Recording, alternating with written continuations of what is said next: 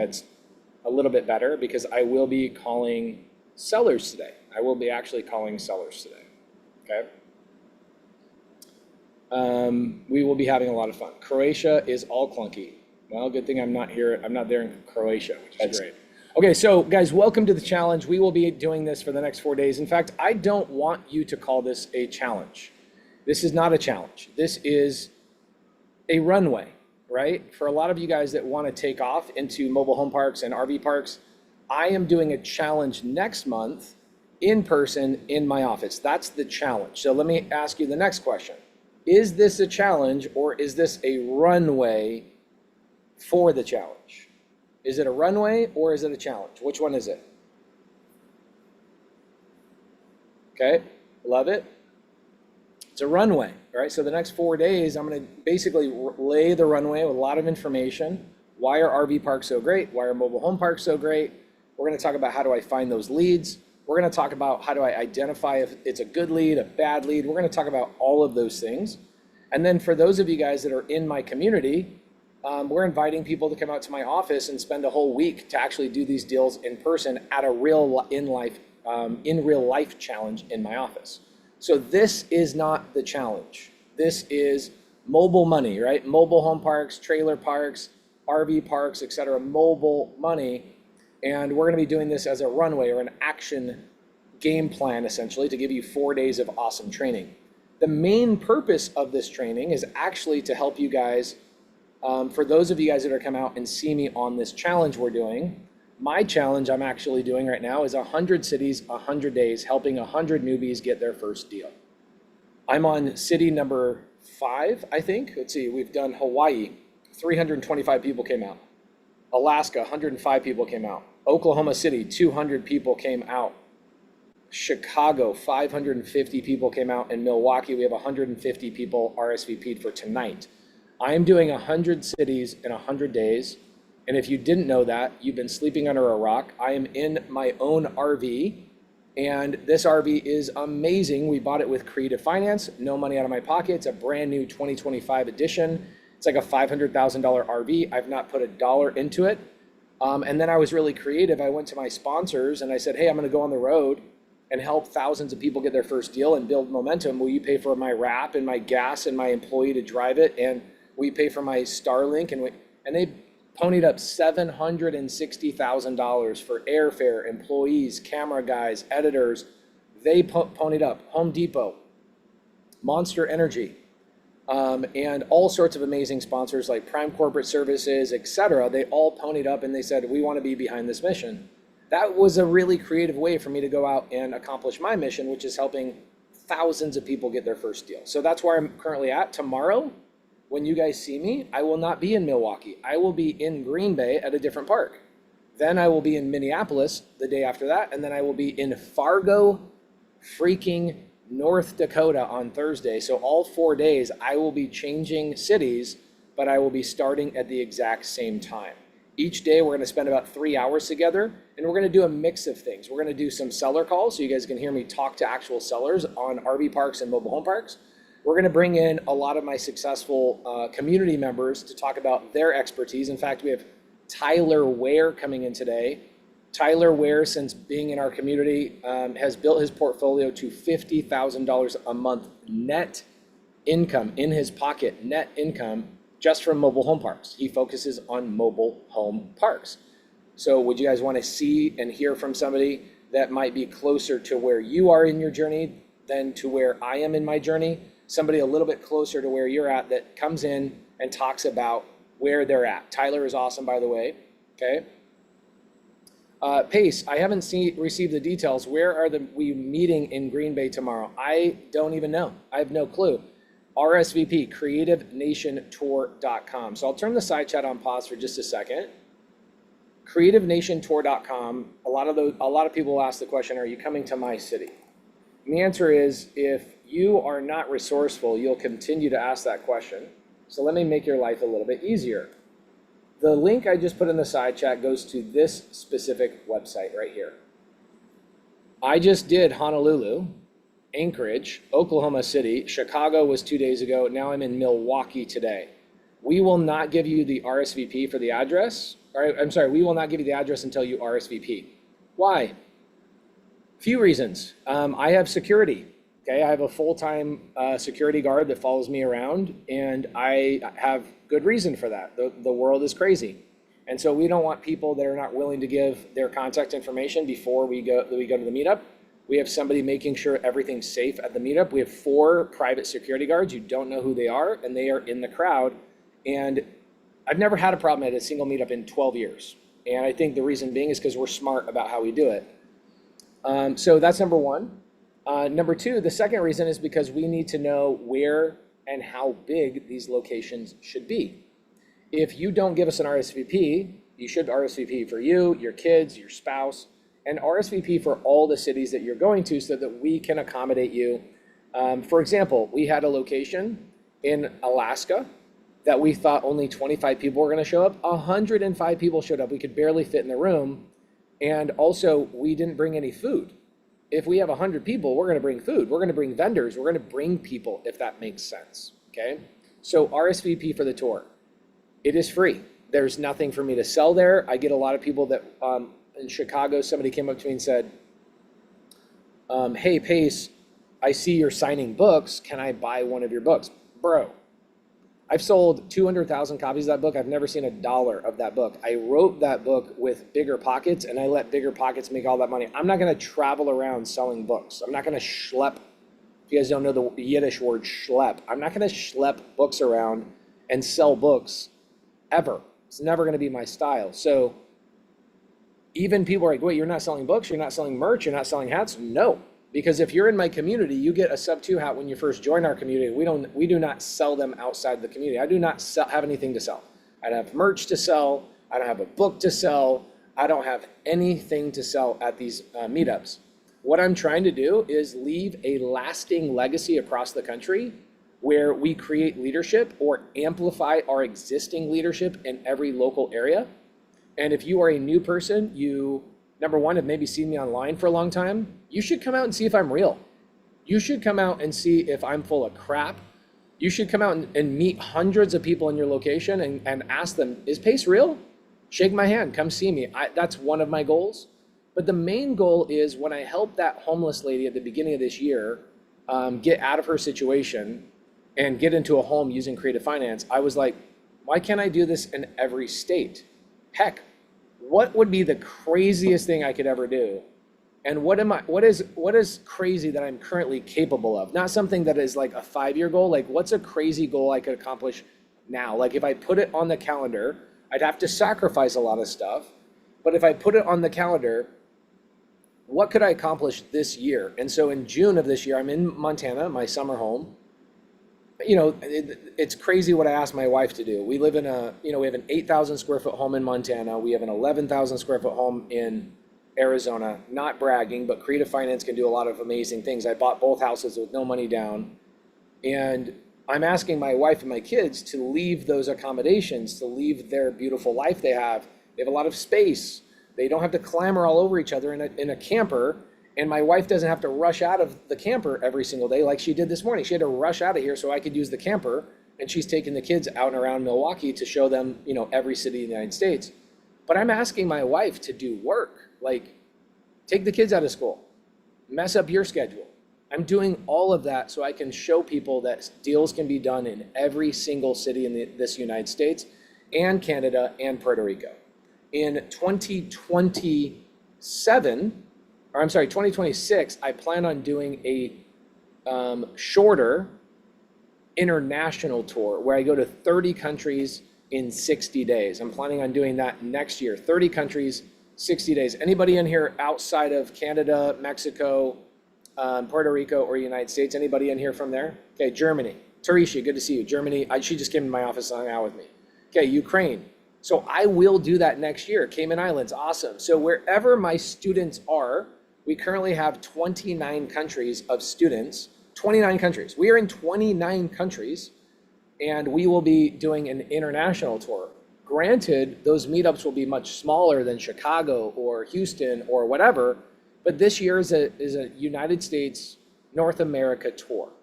And I'm doing this for all sorts of reasons, but you already kind of understand. Pakistan, cool. Brazil, I'd love to go there. Tara says, I'll fly to another country. So we're going to do a 60-day tour next year, and it'll be 30 countries, 60 days. Okay, 30 countries. Does your techniques work for Canadian properties? Everybody, I don't teach how to do this in your country. I teach how to do this in the United States. For you guys in Canada, I feel really bad for you, but I have 560 Canadian students. 100% of them are buying in America. Your guys' country does not enjoy it when you guys make money, okay? They just don't love you. I'm so sorry. Canada, all of our Canadian students are buying in America. Most of my Israeli, South Africa, South America, European, Russian, Ukrainian students. I have a Ukrainian student that's running our meetup in Minneapolis. All of them are doing United States investing. So here's the better question. Does everything you're going to learn over the next 4 days, does it work does it work from where I live? And can I do it in America? And the answer is yes. Sebastian, really great question. This is as we get into the training, I don't want to cover this every day. So can we just do a test? Okay, here's a pop quiz. Is the tour free? Yes or no? Is the tour free? Who's paying for the tour? Because it's not free. Who's paying for the tour?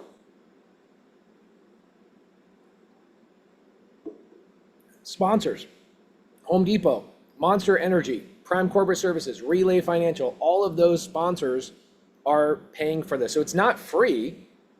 It's just free to you. Somebody else is paying for it, right? Prime is coming in and helping out. Relay helping out. Home Depot helping out, which is awesome, okay?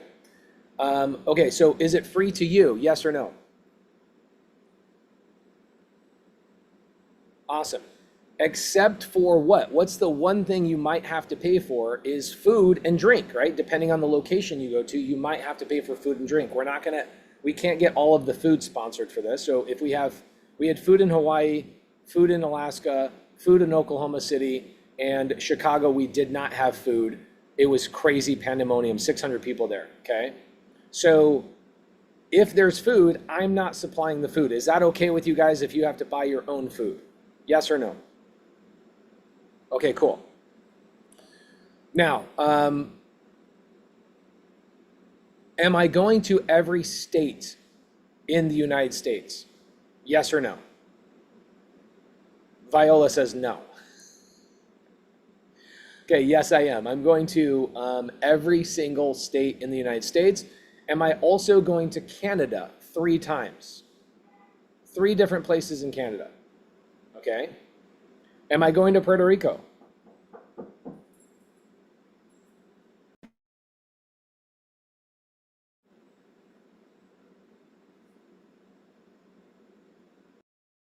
My team is here with my camera, so hold on just a second, okay?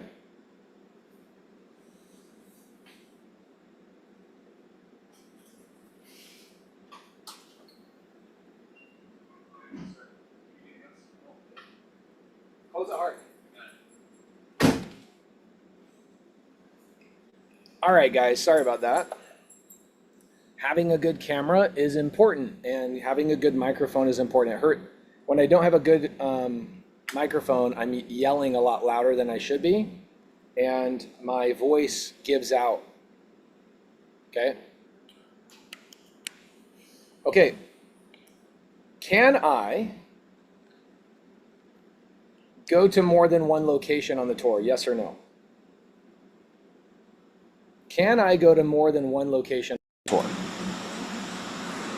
Okay, here's my rig, by the way. Here's our nice RV, if you guys are into knowing what the RV looks like. There's my little doggy, Chip.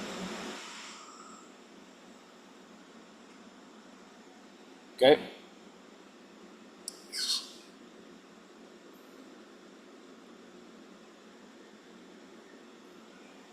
All right, way better. Wow, that camera is so much better. Now let's amplify. Ooh, we got the audio. How's the audio? So good? So much better? All right. Oh, what a difference. You guys, I told you it was gonna be a little bit clunky. Like, what a massive difference this makes, right? Okay, cool. All right, so you can go to more than one location. Can you bring your kids? Can you bring your spouse? Yes or no?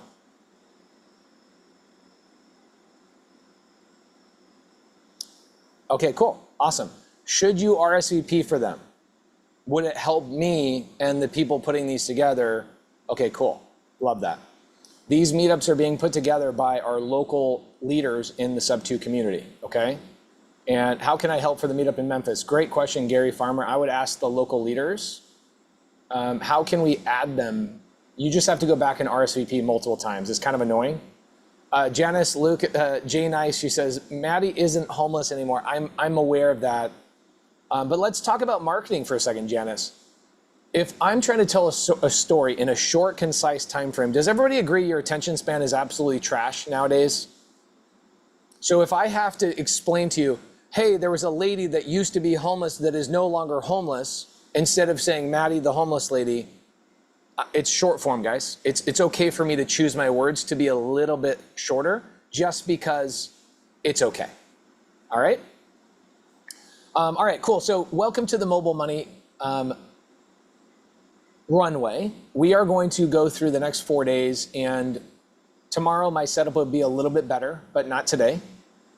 I am going to be making some calls to RV parks and mobile home parks this week so that you guys can all watch that happen. One thing that I am probably the best in the world at is making seller calls and broker calls. I don't know anybody better than me.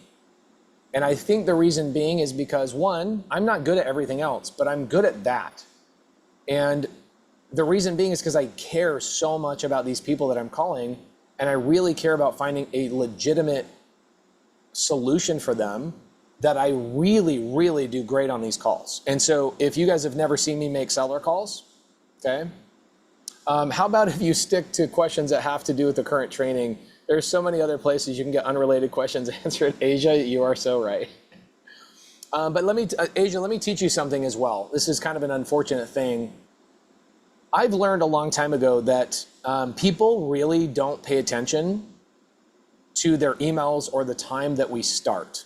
What they pay attention to is when an email pops in and then they actually see it 20 minutes later, 30 minutes later, etc.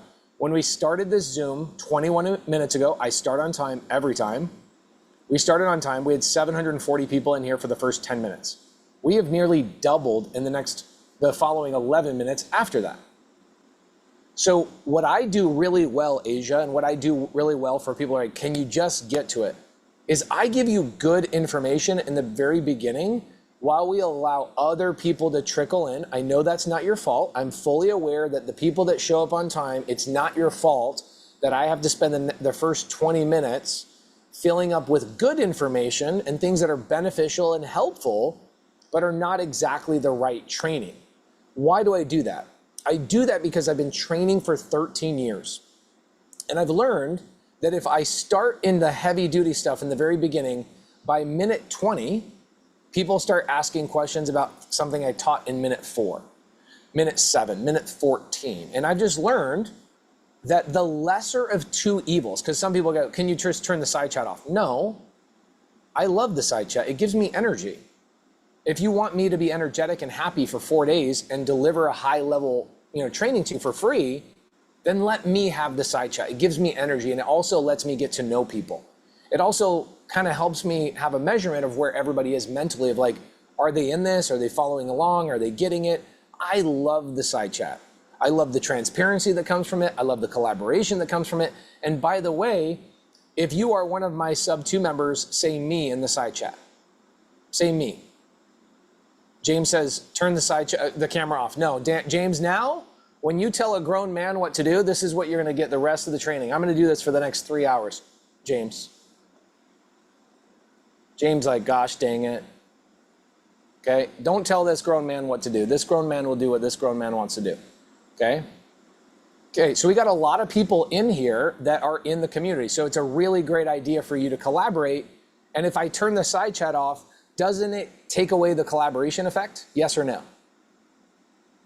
Craig says he threw up. Yeah, so please don't suggest I'll turn the side chat off. I'll turn the side chat off every once in a while, but I'm not gonna do it that often, okay? James Dunwoody, I'm gonna turn, just because I love James Dunwoody, I'm gonna turn it off for James, okay? James, give me a hug next time I see you.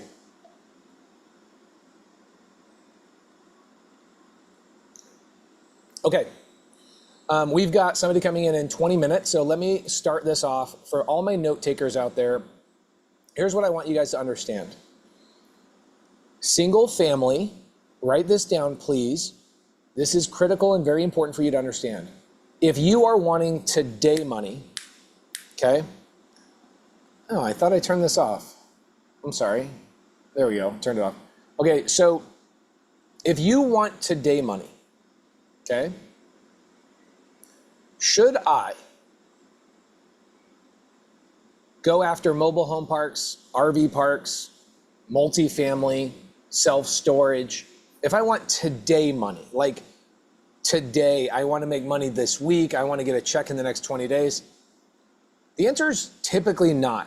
Have I done deals in less than 20 days? Yes. But typically an RV park, a mobile home park, a multifamily property, self-storage, these are half real estate, half businesses. Can we all take that down as a note?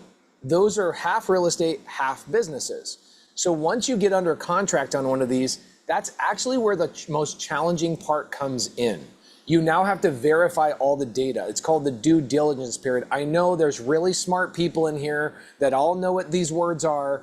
Please be patient with other new people that are in here. If you are new, say thank you in the side chat, and that will help the more advanced students of mine, okay? Cool. That will help them realize, like, okay, cool. I realize there's a lot of new people in here, and Pace is going to spend a lot of today doing some basics, and I need to be patient for day 2, day 3, day 4 as this amplifies and goes through, okay? So when you get an RV park or a mobile home park or a self-storage or an apartment building under contract, you spend 30, 45 days doing due diligence. Do you know how much time I spend on single family house due diligence? Maybe a couple of hours, maybe. It's incredibly simple. I look at other houses in the neighborhood, I see what other people are doing, and also the margin for error is much, much, much smaller, correct? If I'm gonna go and do an RV park that's $5 million and I make a mistake versus a single family house that's $200,000, which one could I lose a lot more money on? Okay, cool. So wouldn't we agree that this asset type, RV parks, mobile home parks, require a lot more upfront due diligence? Verifying rents, verifying bank statements, verifying tax returns, verifying the income, verifying what kind of tenants we have, verifying what the payroll is, because a lot of these park owners will lie about their payrolls. They will lie about the income, okay? So for today money, I should, there you go, Chantel Smith, okay? Where are my people that are like, I need faster money, like right now? Give me a me. Okay, cool. Here's what I would do. After this live training, because live trainings are always better than recordings, after this live training today, you should go to my YouTube channel and type in Pace Morby Elephant Challenge.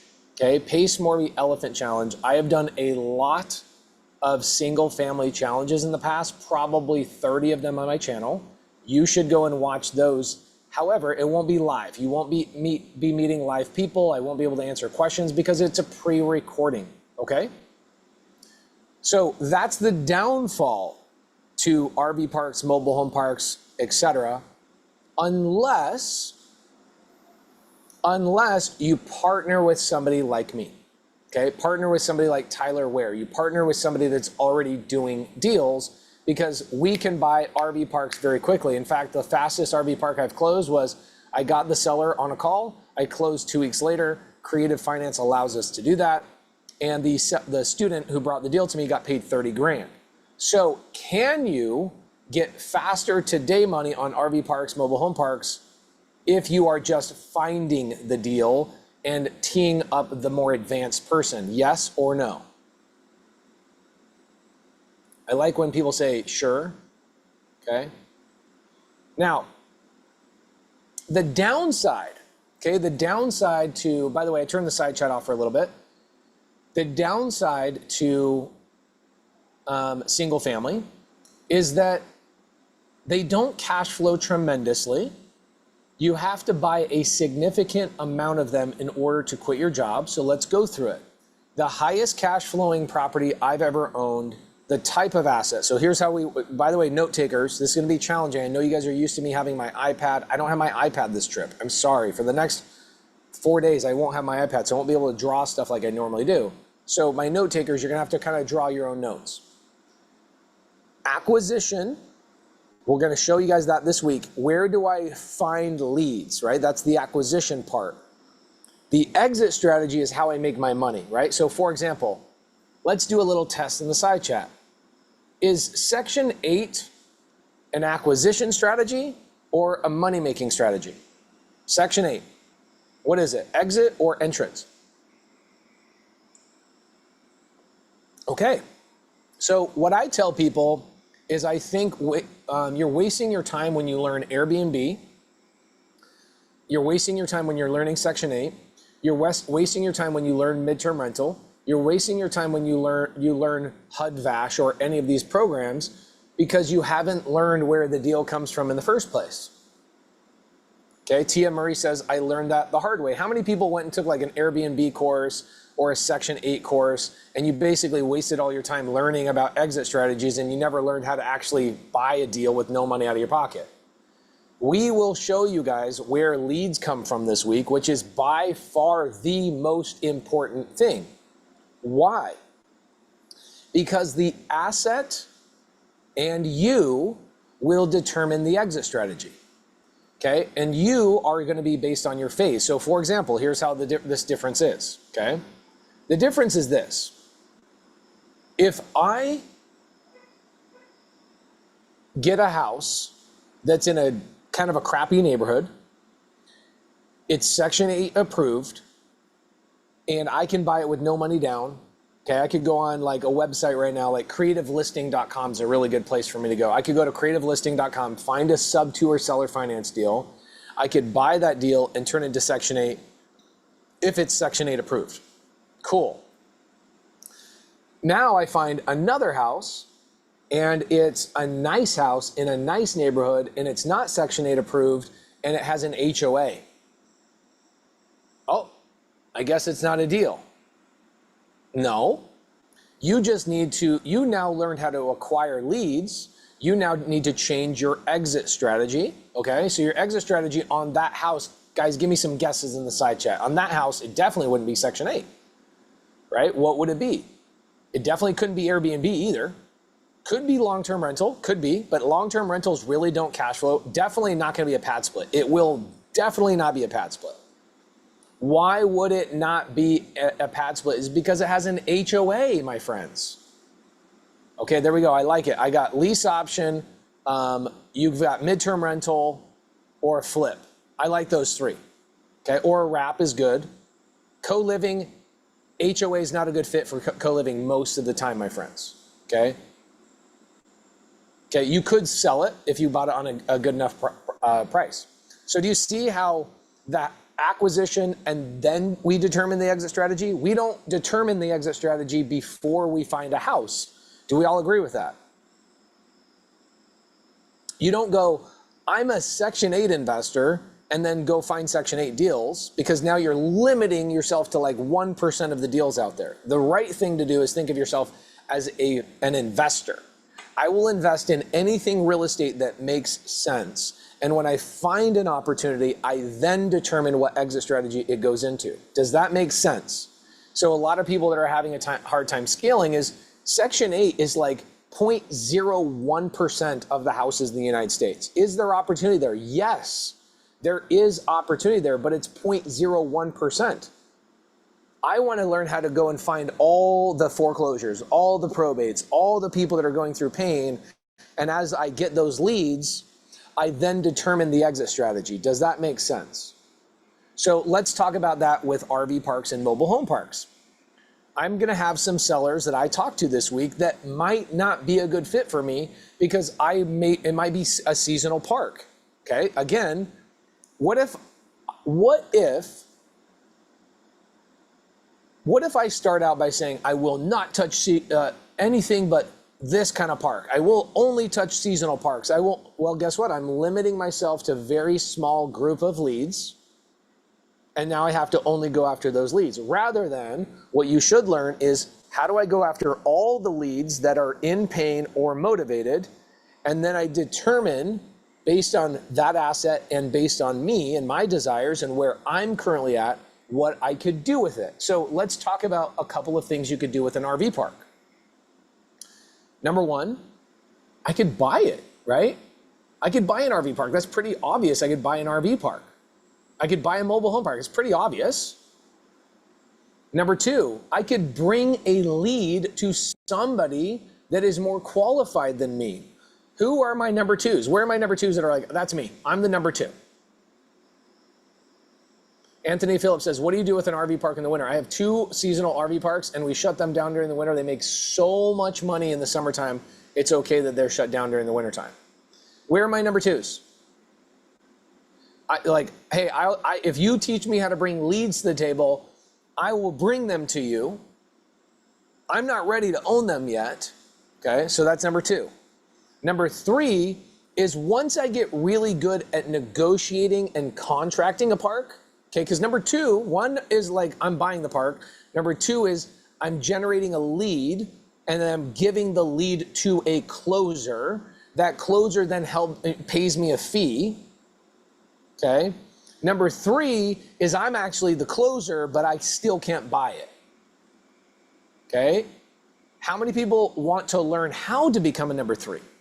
Like you want to learn how to generate the lead and close the deal, and then bring that transaction to somebody like me or somebody else and say, pay me a fee or give me a little bit of ownership. Okay, awesome. Now, number 4 is what I do with a lot of my students. Number 4 is a student brings me an opportunity, I buy it, and then I carve them into the ownership. This is what we call the wedge method. Okay, we call this the wedge method. Okay, so some of you guys are gonna be learning this week number 2. Some of you are gonna want to get to level 3, but that's gonna take some practice, some effort, some failure, etc. Number 2, is anyone on here on the basic otter plan? Yeah, a ton of people. I don't even know why you guys have your AI. You guys come to a live training and you have your AI take your notes for you? Bro. Do you also have your brother go on your dates for you? You outsource your dates to with your wife? Bro, what are you doing? I'm gonna have my AI learn for me. Because your AI is gonna do the calls for you? The AI is gonna network for you? Bro, come on, get out of here with that, okay? All right, some of y'all are like, dang it, Pace just caught me. I'm also just good at teasing people, okay? Sean, are you still buying RV parks? I know you took a pause. I've never taken a pause. Sean, let's bring Sean up real fast. Let's clarify that. I think it was Sean Bailey. Sean Bailey, how you doing?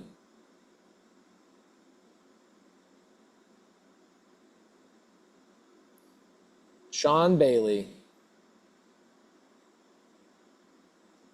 Oh, he says he's at work. So Sean Bailey, I've never stopped buying RV parks.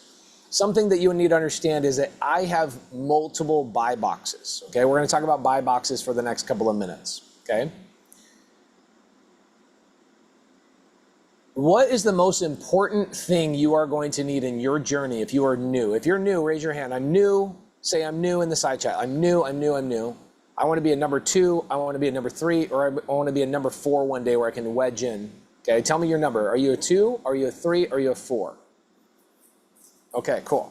I know a lot of people want to be number 4, but can I tell you what a number 4 requires? A number 4 requires you to get the contract, means you know how to underwrite, negotiate, get the actual contract, and then bring the deal to a more advanced person like myself and take usually 0 fee up front in exchange for equity. Does that make sense? You want to be a 4 at some point, but most people in here are like, I need money, I need a finder's fee. Well, guys, you can't bake your cake and eat it too. If you're a baker, you got to bake your cake and sell it. You can't bake your cake and then also eat it, okay? You're gonna cannibalize your business. You need to probably start as a 2 or a 3. Do we all agree with this? You start as a 2 or a 3, you tee up leads, you join somebody's team. That is how you get into this game, okay? How many people are like, I recognize that education is amazing, but I really need somebody to be paired up with? Okay, Sierra says, I don't need a fee. Cool.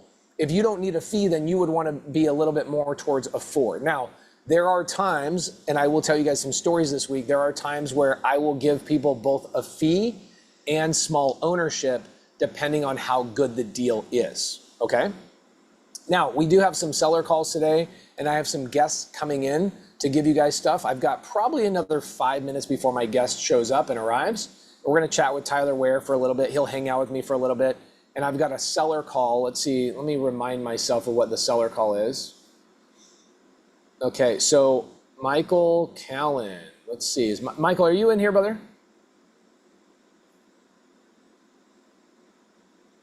Michael Callan, let's see if Michael's in here today. Michael had teed me up.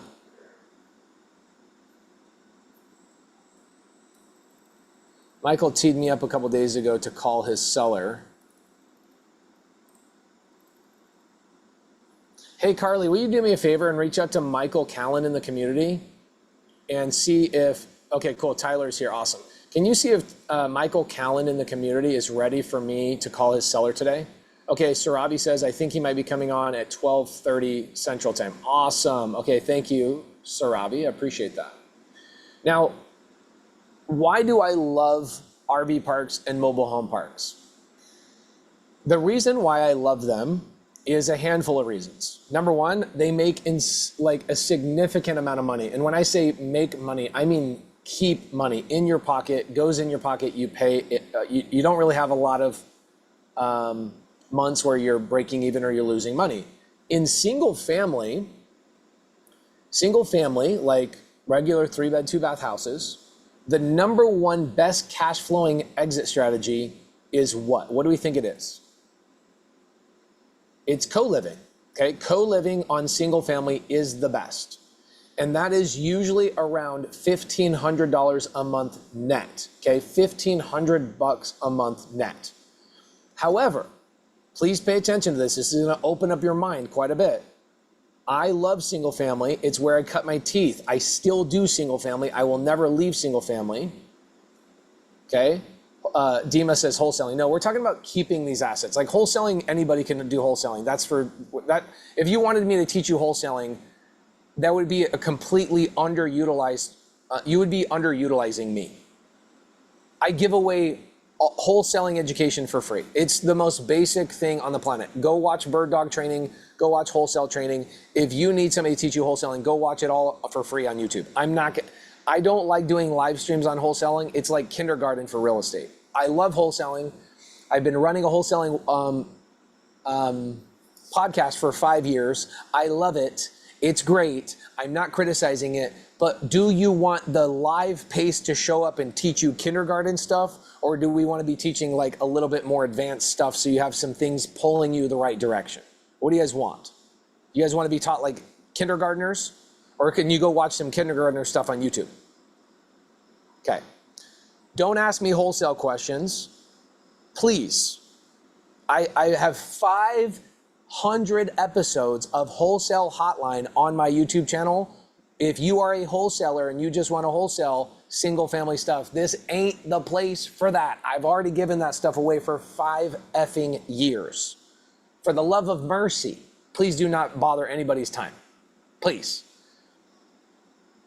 When I buy a single family house, the highest cash flowing thing I could do is group housing, co-living, etc. Do we all understand that? The average single family home that nets cash flow, and when I say net, where does that money go? Does it sit in the bank waiting for problems that I have to pay for, or does net mean I can put it in my pocket? Okay, Tracy Koa, good to see you. Just saw her in Hawaii. Okay, so when we say net over the next 4 days, we want to make sure people understand I'm putting that in my pocket. Think about what is your pocket. It's also a net for your money, right? Catch is your money. So that's how I remember net. Net should be only the money I keep after all expenses, okay? So single family, $1,500.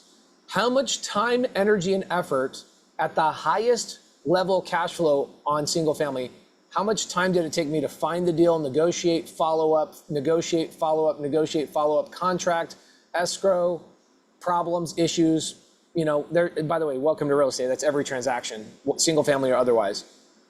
And then renovate the property, fill it up with tenants to make $1,500. I would say that the average rental you get is gonna be probably 50 hours worth of work. Okay, no. I'm gonna double that. I'm gonna say 100 hours of work, okay? Would we say that's fair on my SubTo members that are doing co-living? About 100 hours per property between negotiation and onboarding? Give me a yes if, okay? It's 100 hours, okay?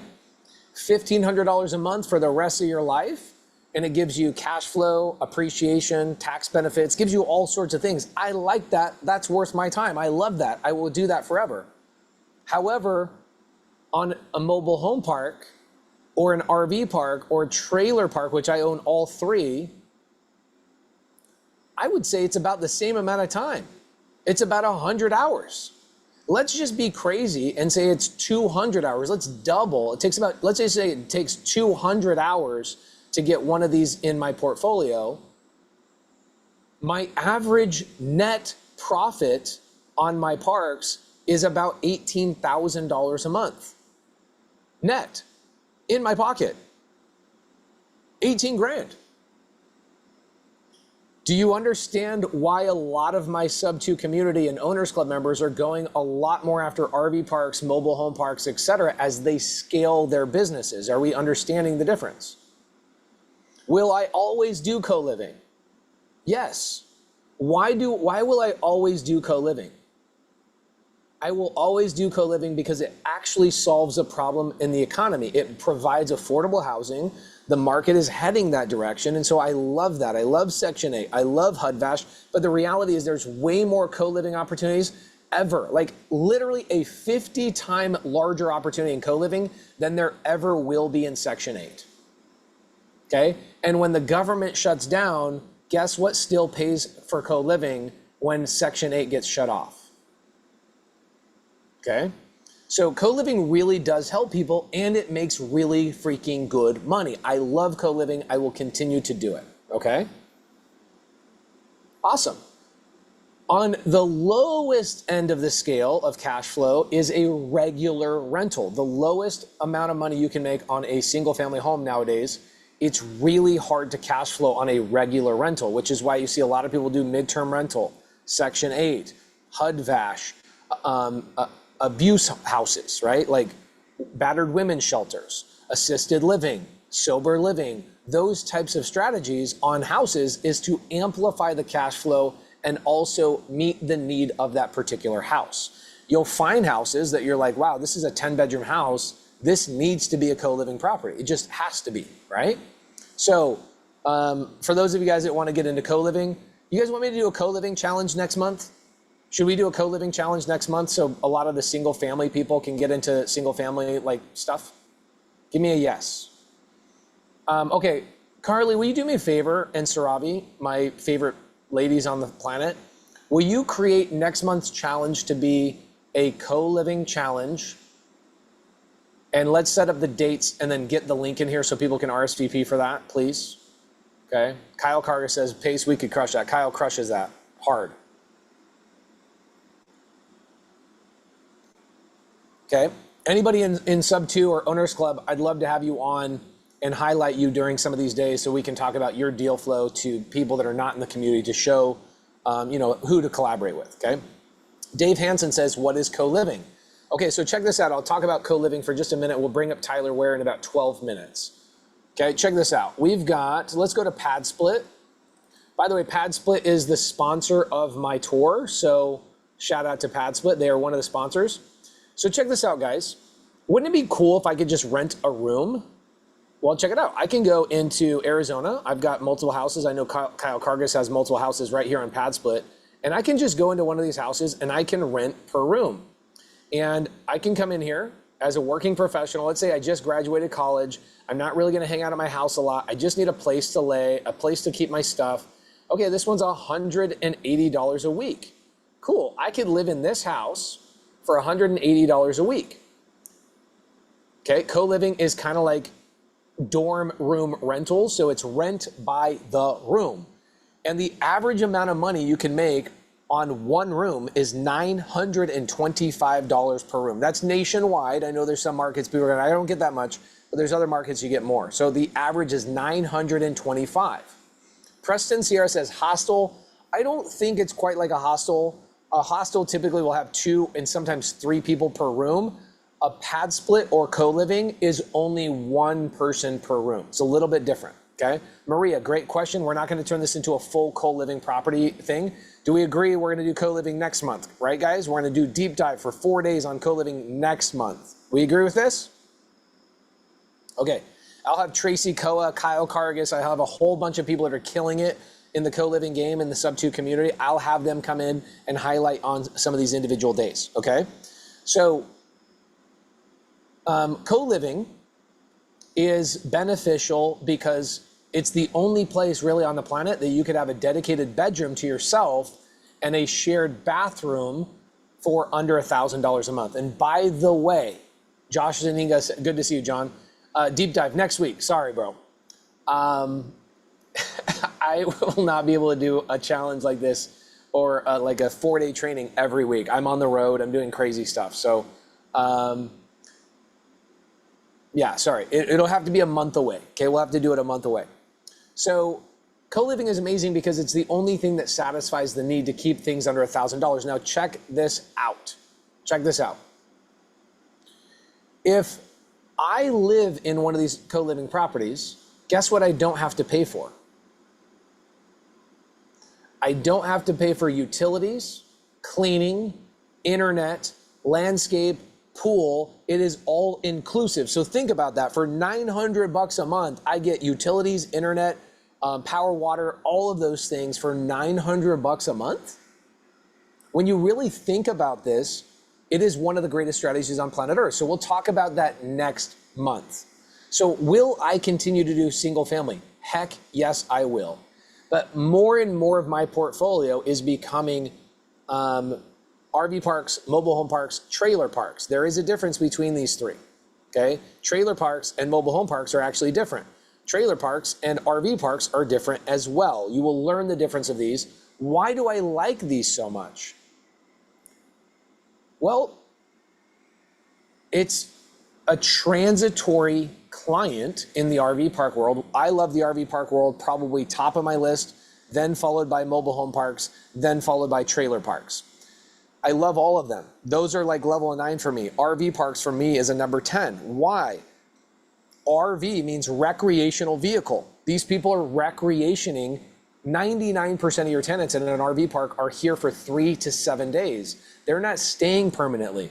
So what happens with that is you don't have landlord-tenant strife. You don't have fights. You don't have evictions. You don't have that kind of stuff. And guess what else, my friends? You have nothing to fix. You have nothing to fix. I should go out there and give you a tour of this RV park right now. Check it out. Like it's just concrete with some holes in the ground. You get to keep your money. That's the biggest thing, is you get to keep your money. I have a couple of rentals in Phoenix, Arizona that 2 pools went bad at these rentals and wiped out all the cash flow for 7 years prior. This is why co-living on the single family side is so powerful, is because you make so much money on the co-living that you actually get to keep money and put money in your pocket. On the RV park, mobile home park side, you make so much money and there's really not a lot to repair that you actually can compound your growth, and you create this massive snowball effect of like, whoa, I got more money. Whoa, I got more money. Whoa, I got more money. So for example, I've got about $1 million in cash. So this is the hack, okay? Write down the hack. Please write down the hack. We, in our community, the SubTo community, we rarely use banks. Some people do. I do from time to time when it's appropriate, but 99% of the time, I do not use banks. I do not use credit. I'm having the seller sell to me on seller finance. I'm creating massive wealth from nothing, okay? Massive wealth from nothing. And then as these parks make a ton of cash, I pull the cash out. Last month, I pulled 200 grand out of one of my parks. I took 200 grand out of a park that I bought for no money out of my pocket. It generates $200,000 a year in income. I take that 200,000 and what do I do with it? I buy another park. Now that's my down payment for the next park. So I buy 4 parks this year. Next year, I'll buy 8 parks. Next year, I'll probably buy 16 parks. The compound effect is massive in RV parks, mobile home parks, and trailer parks. Does that get anybody excited? Because what happens with single family is a lot of times you don't cash flow enough, so you have to keep raising capital and you have to wait for the market to appreciate those properties so you can refinance, pull that money out, then grow. What's great about RV parks, mobile home parks, and trailer parks is that you get that cash every single freaking month, okay? Yes, Kaz, we pull things out with a DSCR loan every 7 years or so, okay? So what about multifamily compared to, okay, cool. We are going to do, man, I really want to do a multifamily challenge.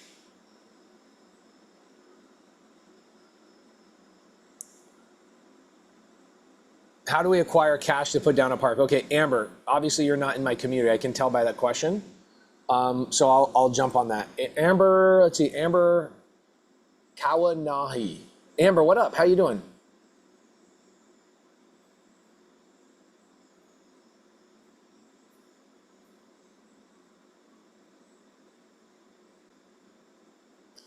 You guys really are not good at Zoom. I'm going to tell you guys right now. You guys do not know how to unmute yourself. Amber, I've pressed ask to unmute a couple times so it like pops up a little thing on your Hey camera. there, sorry. No, not worries. good at Zoom. I get it. It's all good. I'm on Zoom like 18 hours a day, so it's like unfair. Okay, so Amber, let me break down, as I'm going to bring up Tyler Ware here in a little bit, let me break down a typical deal for me on an RV park or a mobile home park, okay? Okay. You're new to me. You haven't really known much about me for a while? I followed you a little bit, but I haven't done the deep dive just yet. Always very excited anytime I hear your information. Okay. Okay, cool. So I'm going to bring up one of my favorite parks. Let's see, I think it's Glacier Peaks. Okay, so this is one of my favorite parks. It's a great story. I also love this park because I live right by it and I go by it all the time and my employees don't even know I own it, which is awesome. So here's a park. Where did I find this park? Let's take down the first step. The first place I found this park is a website called crexy.com. Okay. I actually did a challenge just like this a couple of years ago, and I had somebody join my community, the SubTo community. His name is Jordan. Jordan learned how to go on Crexy. Crexy's free. He typed in owner of finance. He found this park, but he didn't know how to close it. Okay, close it means like negotiate with the seller, underwrite it, have credibility. Like that's actually one of the scariest parts to all of this is like, I'm gonna call some people this week and you're gonna go, holy crap, there's no way I can handle that call. And that's actually part of the thing I wanna show you. I wanna show you like these calls will be challenging, words will be used that you've never heard before. And I wanna highlight to you that you need to partner with people in the very beginning by bringing leads to them. And I will show you how to do that as well, okay? Gotcha. Cool, so Jordan brings this lead to me. He did not contract it. Contract means like it's negotiated, the terms are worked out, we've sent over the documents, seller signed it. I now have a signed, sealed, and delivered contract. Does that make sense of what I mean by contracted? Yes. Cool, so in a contract, you gotta have a close of escrow day, like what day are we closing, what the down payment is, the interest rate, all of those types of things. And Jordan's like, I'm so new to this, I have no idea what to do. And I go, no problem, you're in my community. I'll either pair up with you or pair you up with somebody else in the community that will buy these deals with you. Well, just so happened, Jordan decides to go Montana, and I was actively buying in Montana at the time, and I still am. Jordan brings me this lead. I literally fly up. This is what we do in this community. I fly up to this appointment that I set, and I meet the broker right here in this parking lot. And the broker was representing a seller named Eric. Okay, Eric was trying to sell this park for $5 million. Now, one of the things I want to teach you, Amber, today is what's so cool about creative finance is that this seller could not sell this park for $5 million because interest rates are high, and it's not worth $5 million when the interest rates are 8%. It's probably worth $5 million when interest rates are 4%. But can I go get a bank loan right now for 4%, no matter who I am? No.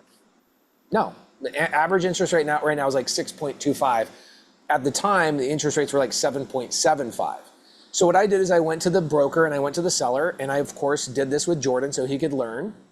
And I negotiated, contracted this park, $5 million purchase price, $250,000 down payment. Now, when you think about that, how big is that down payment? Do you know how big that is? 10%, 5%. It's 2%. 2%. I'm sorry, it's 5%. 5%, right?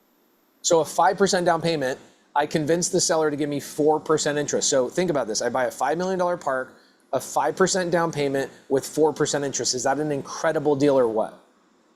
Yeah. Okay. Our community does like 100 of those every single month. We are buying more RV parks than any group on the planet. We are like gobbling them up, which is so fun.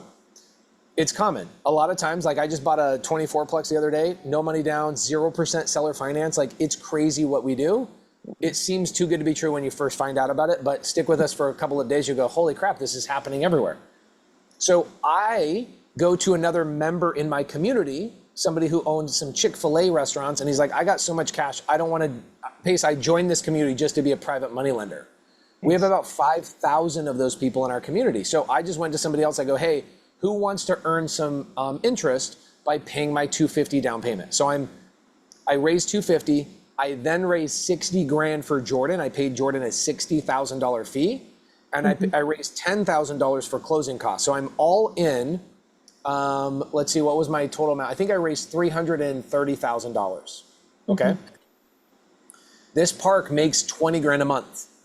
So what I did for the first 18 months is I took all my cash flow and I just paid down my private money lender for 18 months, and I was no money out of pocket.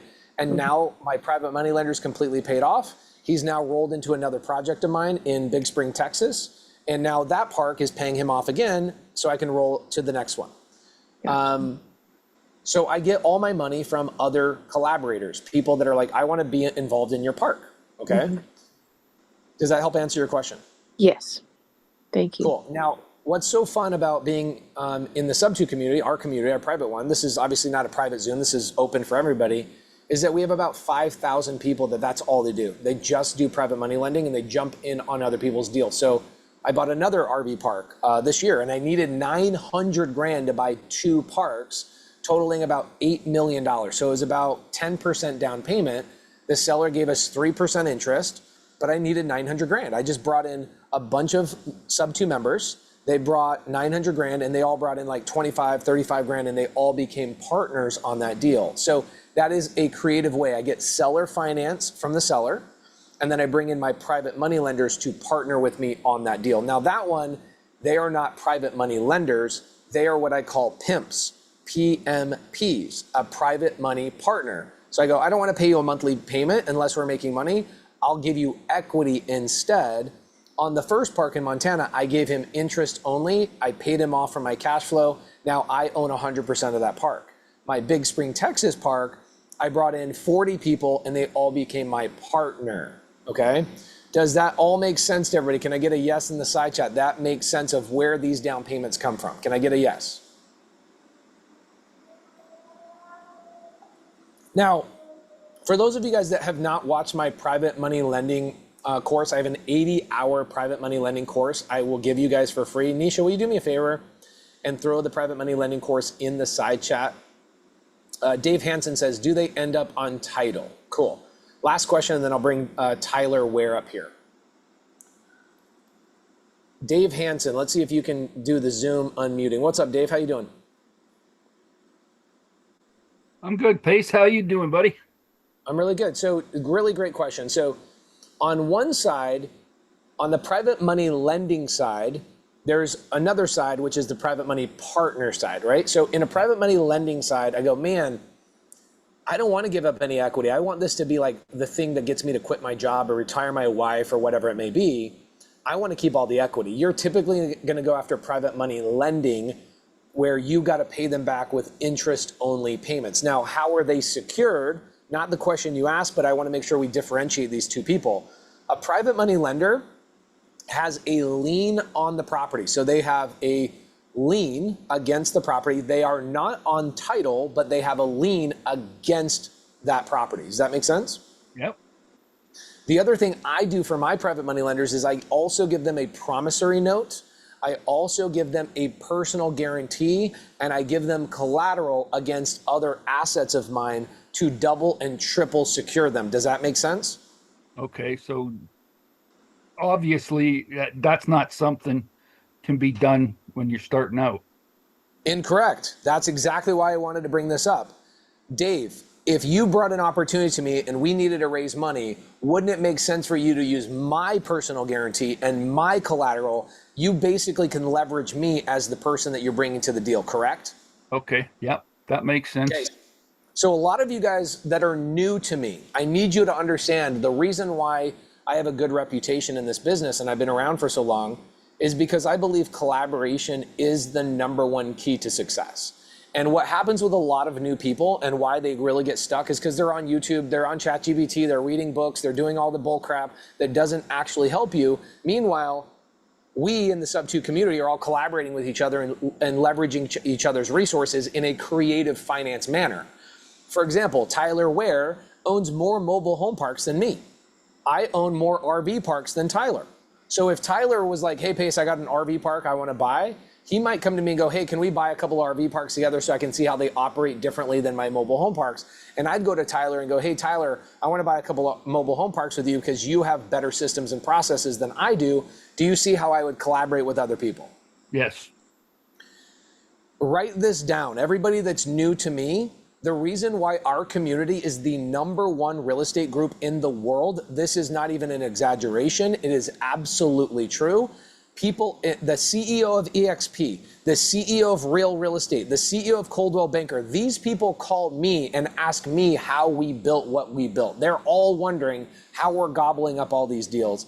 And the answer is because we are a private, exclusive community that collaborates with each other at a high level.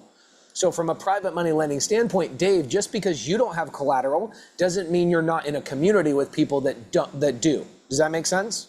Absolutely. Okay, cool. So once I'm in, let's think about it like a car club. If I go join a car club and all these men have like their own individual cars, and I join a car club and I pay $500 a month to have access to everybody's cars, I didn't have to buy the GTR. I didn't have to buy the Lamborghini. I didn't have to buy the thing. Everybody in that same group is sharing each other's resources. I could essentially swap keys for the day. Does that make sense? Yep. Okay, do those car clubs exist in every single city in the United States? Probably not. Or maybe they do. They do. You're obviously not a car guy, and that's okay. I'm not really either. No. But there's a car club in every city. There's airplane clubs where 10 airplane owners pool their airplanes together and go, whoever wants to fly ours, and somebody runs the club for $500 a month. Okay? Wow. How many people know that those things exist all over the country? Give me a me. You know those things exist everywhere. So this isn't just real estate. It's just that we are the only real estate group that does that. That is what we are incredible at. We share and aggregate and collect resources, and we collaborate, which is actually what you need. You don't need more information. You don't need more teaching. You don't need more courses. If you needed more courses, or if courses really helped you, let me say it this way. The only course you should ever watch is a course on how to do deals with other people. Okay. That's the only course you really need. Does that make sense? Yep. Okay, cool. So now on the private money partner side, if I decide, hey, this is a really big park and it's not going to cash flow on day one, so I don't want to worry about paying this person interest payments. I want to bring them in as an equity partner, which is what I did. Okay. Can we send you deals if we're not in SubTo? No, sorry. You can't. I only do deals with my students. I'm sorry. So Dave, on the private money partner side, usually I will choose to have private money partners when the property is not going to cash flow right away, and I need some runway where I'm not having to pay any interest payments. And what I will do is they will get equity in the deal permanently, okay? Yeah. They will always now have equity in the deal. And this is kind of cool. They will have equity in the deal. Are they on title? Yes. In order to Yes, have they are. equity, they have to be on title, correct? There you go. And they are also in the operating agreement as partners, okay? In the LLC, they're named on the LLC as well. And what I also do with a lot of my private money partners is I will make it so the cash flow pays them back first and they still retain their equity long term, okay? Yeah. So of course you want to be private money partner when possible, but depending on who you are and the deal, like if you're a private money lender, you're going to get your money back faster, but you're not going to get equity. In a private money partner situation, you might have to wait a couple of years to get your cash back, but when you do get your cash back, you retain your equity. Okay, it's a little bit of like, which one's a better fit for you? Does that make sense? Yep. So with the private money lender, Yeah. you do like a JV partner agreement, correct? That how that works? No, a JV partnership agreement would be with Dave, let's say that you joined the SubTo community and you came to me and you go, Pace, I have a lead. I need you to call. Like I'm going to call some leads today.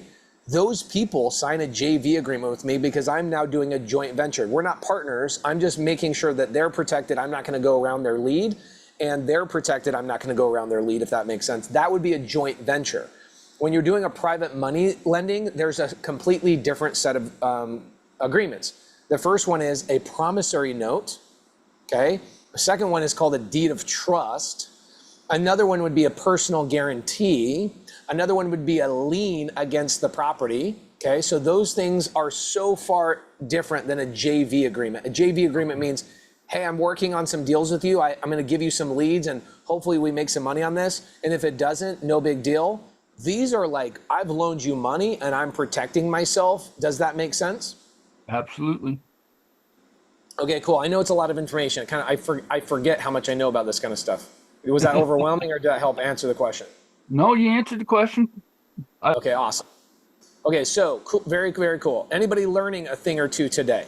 Give me a yes if you're learning some stuff and you're like, man, this is freaking awesome, dude. Okay, cool. By the way, I love this business so much. It's like I had an employee 6 years ago that divorced her husband, as she should have, because he was addicted to video games and other things like drinking and staying out late with his friends. And I think that that's a toxic thing that a lot of men have fallen to, is like video games. By the way, I love me a good video game. I love Halo 2. I love Halo 3. I love those things. But I'm so blessed, okay? I'm so blessed that my addiction became something that makes my family a lot of money, okay? I'm actually addicted to this. I love talking to sellers. I love negotiating. I love teaching people because when I teach people, we end up doing deals with each other. It's freaking awesome, okay? I am addicted to this. I love this, as you can probably tell. I got all the freaking energy and all the excitement every single day, okay? Thank you, Scott. Scott says, Pace, I always get so much value from you. Thank you. How do you find a buyer for an RV park that doesn't have a profit and loss for T12s? Mom and pop that only collects cash. That'd be me. I love those because those people usually you get a little bit better deal for. So let's bring up Tyler Ware. I've got, I think, a call. I think I have a call that's in like 20 minutes. Let's bring Tyler Ware up here.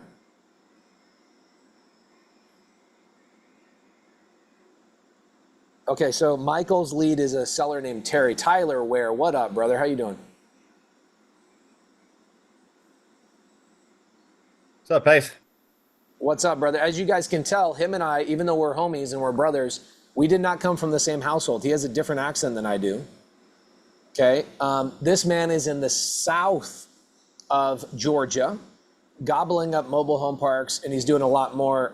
Tyler, why do you like mobile home parks, bro? Tell the people why mobile home parks are awesome. I like the affordable living aspect of it, man. It's recurring revenue. You know,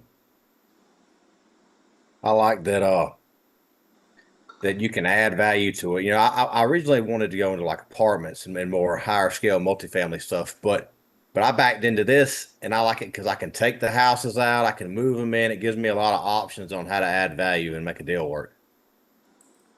I love it. What do you hate about mobile home parks? Sometimes I hate the tenants if I have a bad property manager. To be honest, I've gotten a lot better about that. But sometimes things break if you own park-owned homes. If you only own the dirt, then you don't have to worry about that.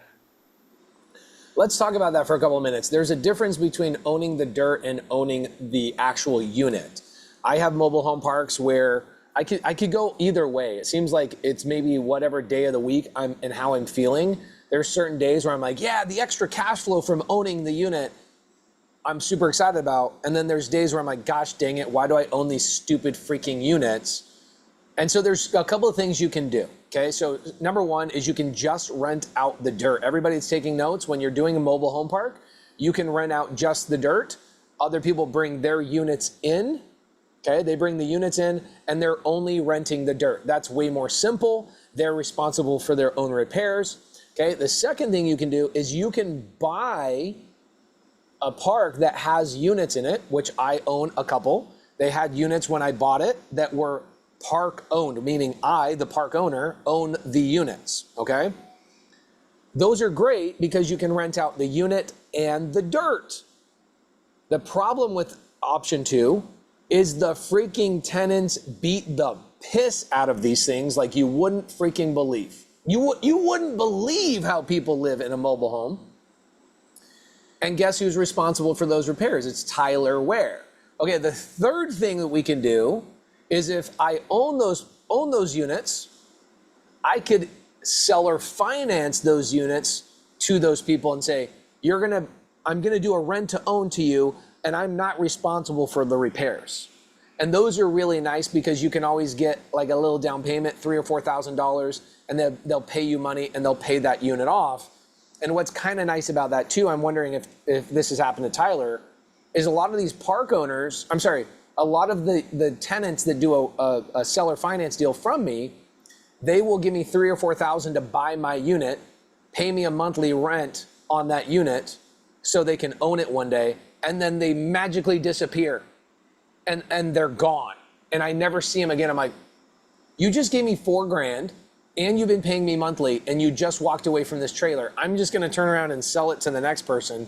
Have you ever experienced that, Tyler? Oh yeah, yeah. And sometimes it's just like I don't even know where they went because their whole life is still there. The house is full and they're just gone. You know, I mean, they've got groceries they didn't open, things that you would have definitely taken with them, but the house is just full of everything they own. Maybe they got abducted by aliens, like you said. I don't know. Who knows, man? So which one what do you like more? Option 1, option 2, option 3, or is it based on like how you're feeling that day? So in South Georgia, I'm heavy park owned. That's just kind of how they done it down here. Treat them as rental houses, and a mix of like I have a park where I sell them back to the tenants, like you were talking about, on like rent owns. And so like I like that model where I sell it back and I get out from under the maintenance, although you're still turning it. I mean, like you said, I like that option where I can give them the opportunity actually to, own their own home. And then over time, that really does build up equity and, they would hate the cheapest place for them to live. And so that's a benefit to them because they couldn't just go to a bank and get a loan on this mobile home because it's personal property. They don't have any dirt. So if they fall through, it's a good option for them and it takes the maintenance off of my hands. But more times than not, you're still, like you said, turning those houses because they up and leave all of a sudden after a year or two or less. So yeah, I like the park on homes because there's more cash flow. And we hold about 100 park on homes at about just 50 lot rents. Yeah, if you're trying to scale your business, think about this, guys, right? As you become the owner, I think there's going to be a series of years with Tyler and myself. We're both young dudes. He's younger than me and stronger than me, by the way. I don't know if you guys know that. This dude, when I hug this guy, I can't even get my arms all the way around his shoulders. I've seen you doing those workouts, though. You're killing it. I'm not getting enough weight, bro. I gotta pump up my weight to get some beef like you. But we're both young dudes. So like in our phaseology of where we are, we care more about the cash flow rather than the lack of maintenance. At some point, when you get a little bit older, you start thinking, I want to slow down. I've got enough cash flow. I'm going to start doing kind of a rent to own option because if I do a rent to own option, I have less maintenance. Well, if you have less maintenance, you have less cash flow that comes in. And if you have less cash flow, then your compound effect slows down, meaning I take that cash, I roll it into the next deal. I take that cash, I roll it into the next deal. So where Tyler's currently at in his phasology, it just makes sense. Like own the units, expand the parks, amplify cash flow, roll on to the next deal. Now, It's a great point. Yeah. Because as I buy going forward, we are going to transition the houses into rent owns. You know, unless they're brand new units, we may rent them out for a year or two right when we take it on. But that is the model that I'm going to do going forward. Because like you said, once you have enough cash flow, there's obviously more headache with the park owned homes than there is with that model. Now, Tyler, I know you focused primarily on Georgia. I know you've built up your portfolio to a point, you know, the last time you and I really deep dived about this, you were making $50,000+ a month take home. That's not like revenue, that's take home. You and Dorina, Alexa, who's one of my good friends in the community, she's obviously one of your friends as well, seem like you guys are looking to expand and buy even way more parks. Are you opening up beyond just Georgia? Yeah, absolutely. We're looking in Florida, North Carolina, South Carolina, and Tennessee, as well as Georgia. Okay, and is this reason because you can have local management, you can drive to those locations, you can get your property manager to drive over there, it's not too far, like why not Seattle? Why wouldn't you buy in Arizona? Why wouldn't you buy in Montana?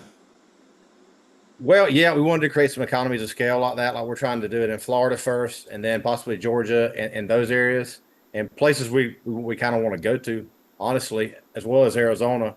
Why wouldn't I do it in Seattle? I don't want to, the landlord tenant laws there. I like those down south. Yeah, your guys' landlord tenant laws in Georgia, North Carolina, South Carolina, Florida are the way obviously a landlord wants them. And so as you guys are going out there, and we're going to teach you guys how to generate leads, we're going to teach it. We have a couple of people coming in this week to teach you how to underwrite and value these properties. Now, think about this. Think about how powerful this would be. Tyler, being a leader in our community, how cool would it be if you were actually connected to somebody like Tyler, and Tyler could make the calls for you, he could use his credibility, he could close the park, pay you a fee, and actually allow you to learn in the process. How many people would be like, I want to be paired up with somebody like a Tyler, give me a me.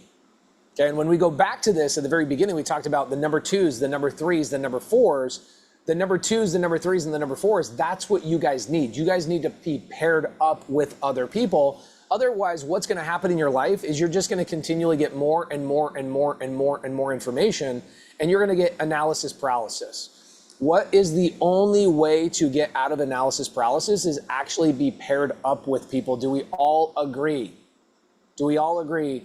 Pair me up with somebody, get me connected with somebody. That's going to get me over the hump because you're going to give me all the information this week. But then after Thursday, I go back to just hitting the road and I'm just doing deals with the community. And you're going to go, okay, so should I just keep watching YouTube videos? Does anybody just want to keep watching YouTube videos for the next 2-3 years while you try and do more deals? Give me my analysis paralysis people. Can I get a guilty in the side chat? Can I get a guilty in the side chat? Okay, I've been guilty too. I know Tyler's been guilty. We've all been guilty. Now, You think the action is the stressor, but the stressor is really the inaction. Like the watching the videos, the sitting there, like the action actually alleviates the stress. 100%, bro. That anxiety is like all that built up capability you know you have, and you're not using the capabilities you know you have. That anxiety sets in. You're like, I'm not doing what I'm supposed to be doing. Oh my gosh. Yep. Somebody just said, help, that's me. If that's you, give me a me in the side chat. That's why you guys came here this week, was like to hang out with us for the next 4 days. All right, awesome. Very, very cool. So Tyler Ware, he's going to be coming. This is not the challenge. This is the runway, right? We're going to do a 4-day runway to help you guys get a lot of information. What the benefit of this runway is going to be is how many people are going to come out and see me on the Creative Nation tour that are not in the community? Well, Tyler, you're going to be leading them. You're going to help lead the meetup, but how many people are going to come see me that are not in the community? You're going to come and see me. What I want this week, my goal this week, is for you to learn how to generate opportunities and leads so that this year, when you see me in your town, you actually have problems I can help you solve. Does that make sense? I can go to your meetup. We'll be there for 4 or 5 hours. You can shake my hand. You'll meet other people. The goal over the next 4 days is for you to learn how to create problems, which is opportunities. Problems equals opportunities, so that you guys can actually come to these meetups with a little bit of momentum rather than showing up going, I don't know anything and I don't have any problems for anybody to solve. I wouldn't even know how to network because I don't have a problem or anything to ask anybody for help, okay? Angelica says, do you come to Tennessee? Angelica, and everybody that doesn't know, I'm gonna pause the side chat for a second. Pansy says the Chicago meetup was awesome. CreativeNationTour.com. I will give you guys the link in the side chat. We'll go hover through this. Tyler, are you helping out? Which meetup are you going to? I'm going to several of them, Pace, Orlando and Tampa, and then I think we'll be in Miami. So I think I'm going to go to sweet. Atlanta and Savannah. You're also. not going to go to the Atlanta one? I said I'm going to go to Atlanta and Savannah also. Okay, cool. Atlanta already has 1,100 people RSVP'd. That's insane. That's crazy. Like, it's crazy. So guys, go to creativenationtour.com/locations. These are all the dates and the cities that we are going to. You have to RSVP to get the date, but go there, RSVP right now. It's free, nothing to sell. Come out, meet me. Some of these places I won't be there for 4 months. I'm not gonna be to you till January, February, March, which is 5 months away. But this week, I wanna help you create opportunities and leads so that you guys can actually have a little bit of, a little something you can go and bring to people in the community. Now, if you're in the community, here's what I want you guys to understand. If you guys are in SubTo, we're gonna convince Tyler and a handful of other our like mobile home experts in the community to come out to the office for a week, and we'll do a mobile home park challenge in the office for an entire week. Tyler will be one of the instructors. We have a handful of other crazy good instructors that will also be there in person. And if you guys are in SubTo, we will pair you up with them so that you guys actually have these people that are buyers that will buy deals, negotiate with you. In fact, I have a seller call. Do you want to watch me make a seller call and judge me, Tyler? Let's do it. There won't be no judgment from me. Well, come on, bro. You know I suck on the phone. Yeah, all right, let's see. All right, let's see. We got Michael Callan, I think. Let's see. Where are you at? Oh, there he is. Hey, how are you? What up, brother? All right, so remind me of this. Now, Michael, I know Michael's already doing like mobile home parks and RV parks. Michael is actually a broker who just joined SubTo recently. Tyler. Yeah. You are gonna love Michael because Michael has been selling mobile home parks and RV parks for the last 15 years as a broker, and he's never owned one. And I told Michael, I go, Michael, you need to pair up with Tyler so that Tyler and you can go and buy some of these parks together, and you should just bring all your pocket listings to Tyler so that Tyler can gobble them up. And Michael, of course, I want to buy the ones that Tyler doesn't buy. Let Tyler take first bat. So Michael, what's the first call that we have? What's that? What's the call that we have? Remind me of the lead. Oh, all right. So we're calling. I have a seller who's got 2 RV parks, one in Wisconsin, one in Michigan, about 350 sites, and they're just a little too much for me to do by myself. And just happen to have been SubTo, so I got on the last call with Pace and said, hey, these would probably work out great for you or for us, however it works out. But beautiful parks. He's not a property manager. He's like a real estate owner. He's creative. He owns office buildings. He owns RV parks. I've sold some of his mobile home parks in the past, and I just happened to call him because I like the deals, and he's like, "Yeah, I'm interested in potentially selling them." Sent me some numbers. I seen the numbers, and I'm like, just a little out of my reach to do by myself. And one of the goals of being here at SubTo is, hey, learn how to raise capital. Right? If I was a capital raiser, I'd have 100 mobile home parks right now. Michael, can I tell you the greatest cheat code of being in SubTo? Yeah. I would tell you the greatest cheat code of being in SubTo, especially like a Tyler as one of the leaders in our community, and I'm just one of the many leaders. As a leader in SubTo, I don't really have to raise money. I just have to raise my hand, and money comes to me. And so I give away like, hey, here's how to raise capital to like everybody outside of SubTo, because they actually have to learn how to raise capital. If you're in SubTo and you're bringing these types of opportunities, raising capital will not be a problem for you, like at all. Especially if you pair up with Tyler and you go, hey, I have Tyler as my operator and I found a great opportunity. I actually feel kind of, Yeah, no, I was listening to him. He's got a lot of good ideas, and I maybe misspoke the original time. I do own 3 mobile home communities myself, and have owned numerous ones in the past that I've bought and sold, and managed. I mean, I was managing communities for owners for a long time, and I'm like, they're getting all the equity out of it. I'm doing all the work, so I just stopped with the management. But I'm working with Gabriella DeQ in Detroit. She's the leader here. So she's kind of working with me on these deals. I've been mentioning to her. We've been working together, and so there's a lot. If anybody has questions, and I could talk all day about park owned versus tenant-owned homes. And Michael, you and Tyler should be like best homies. Like Tyler is one of the best people in our community. You should definitely be homies, because I bet you'll probably bring 3 or 4 deals a year to Tyler. And Tyler's ability to raise capital and run these parks is like really, really high. So I think you guys should definitely collaborate. Okay. Question here. I don't want to screw over Gabby. Gabby's one of my best friends in the community. If I call this seller, am I stepping on her toes, or should I assume? I told her she's including everything. So whatever works out.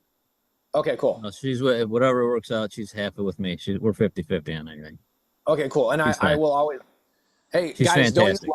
don't we love that this is how we operate in this community? Is that we always understand who's involved, how to take care of everybody in the community, never step on each other's toes, and always amplify each other. Gabby and I have been friends for over 4 years in the SubTo community. I will never, ever, ever, ever violate my relationships with people, because that's how you remain friends with people for 4 or 5 years. And Michael, I love that that's the collaborative spirit you brought into the community, is that is exactly how we operate. Okay, everybody in SubTo, do we agree this is how we operate? If you ever break these rules, you get kicked out. You ain't in this community. That's not how we operate. Okay, and you will be put on a blacklist if you operate any way other than that. Okay, I'm going to call this seller, and let's enjoy this call. Seller's name is Terry. Terry, yes. Okay, and you told him some idiot named Pace is going to call him. Yeah, I didn't say who. I just said a partner or an associate that I deal with that's buying a lot of RV parks would be interested in the deal, and he's like, I'll be glad to talk to him. Okay, cool. I'm going to call him right now. Tyler, don't judge me too hard, okay? Keep it to myself. All right, keep it to yourself. Terry here. Hi, Terry. This is Pace. How you doing? Oh, sorry. Your name skipped when you said your name. Oh, no worries. My name is Pace. I'm associate of Michael. I think you've chatted with him. He's a mobile home and RV park broker. You hear me okay? I've lost you right after you said your name, but I didn't hear what it was. Okay, my name is Pace. Can you hear me okay? Oh, his cell phone service is really bad. I'm on Wi-Fi, so let me try and pull me off. I'm going to pull myself off Wi-Fi. I've got 5G full bar, so let's try that again.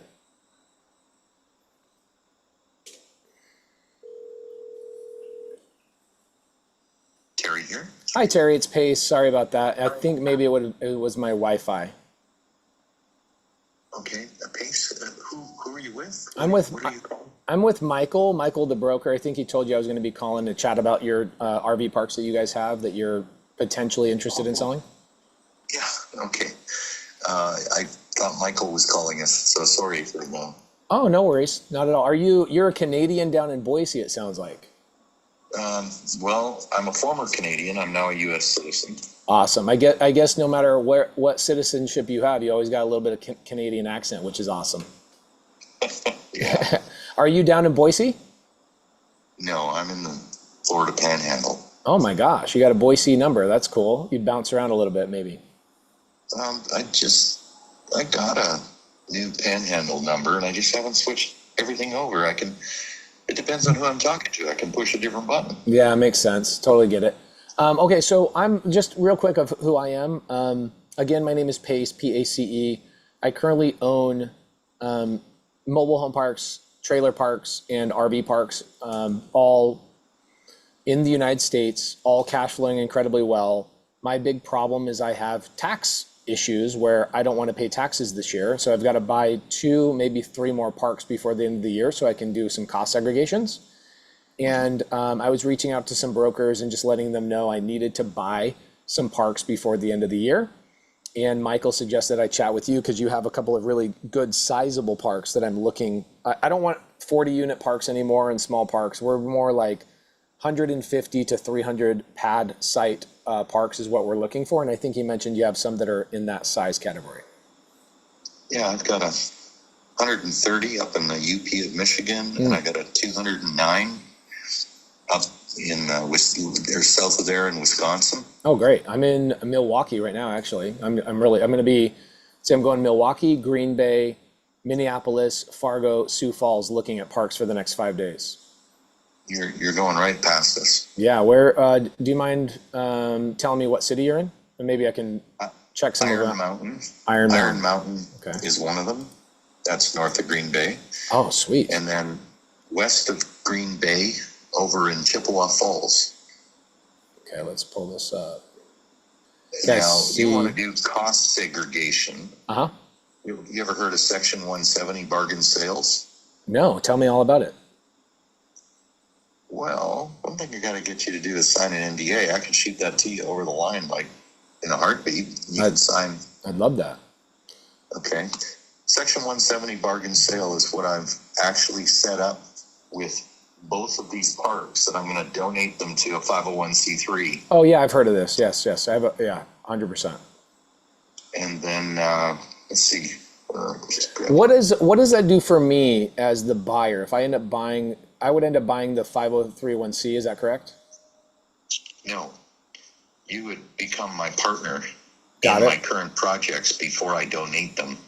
And in the case of, let me find my master sheet.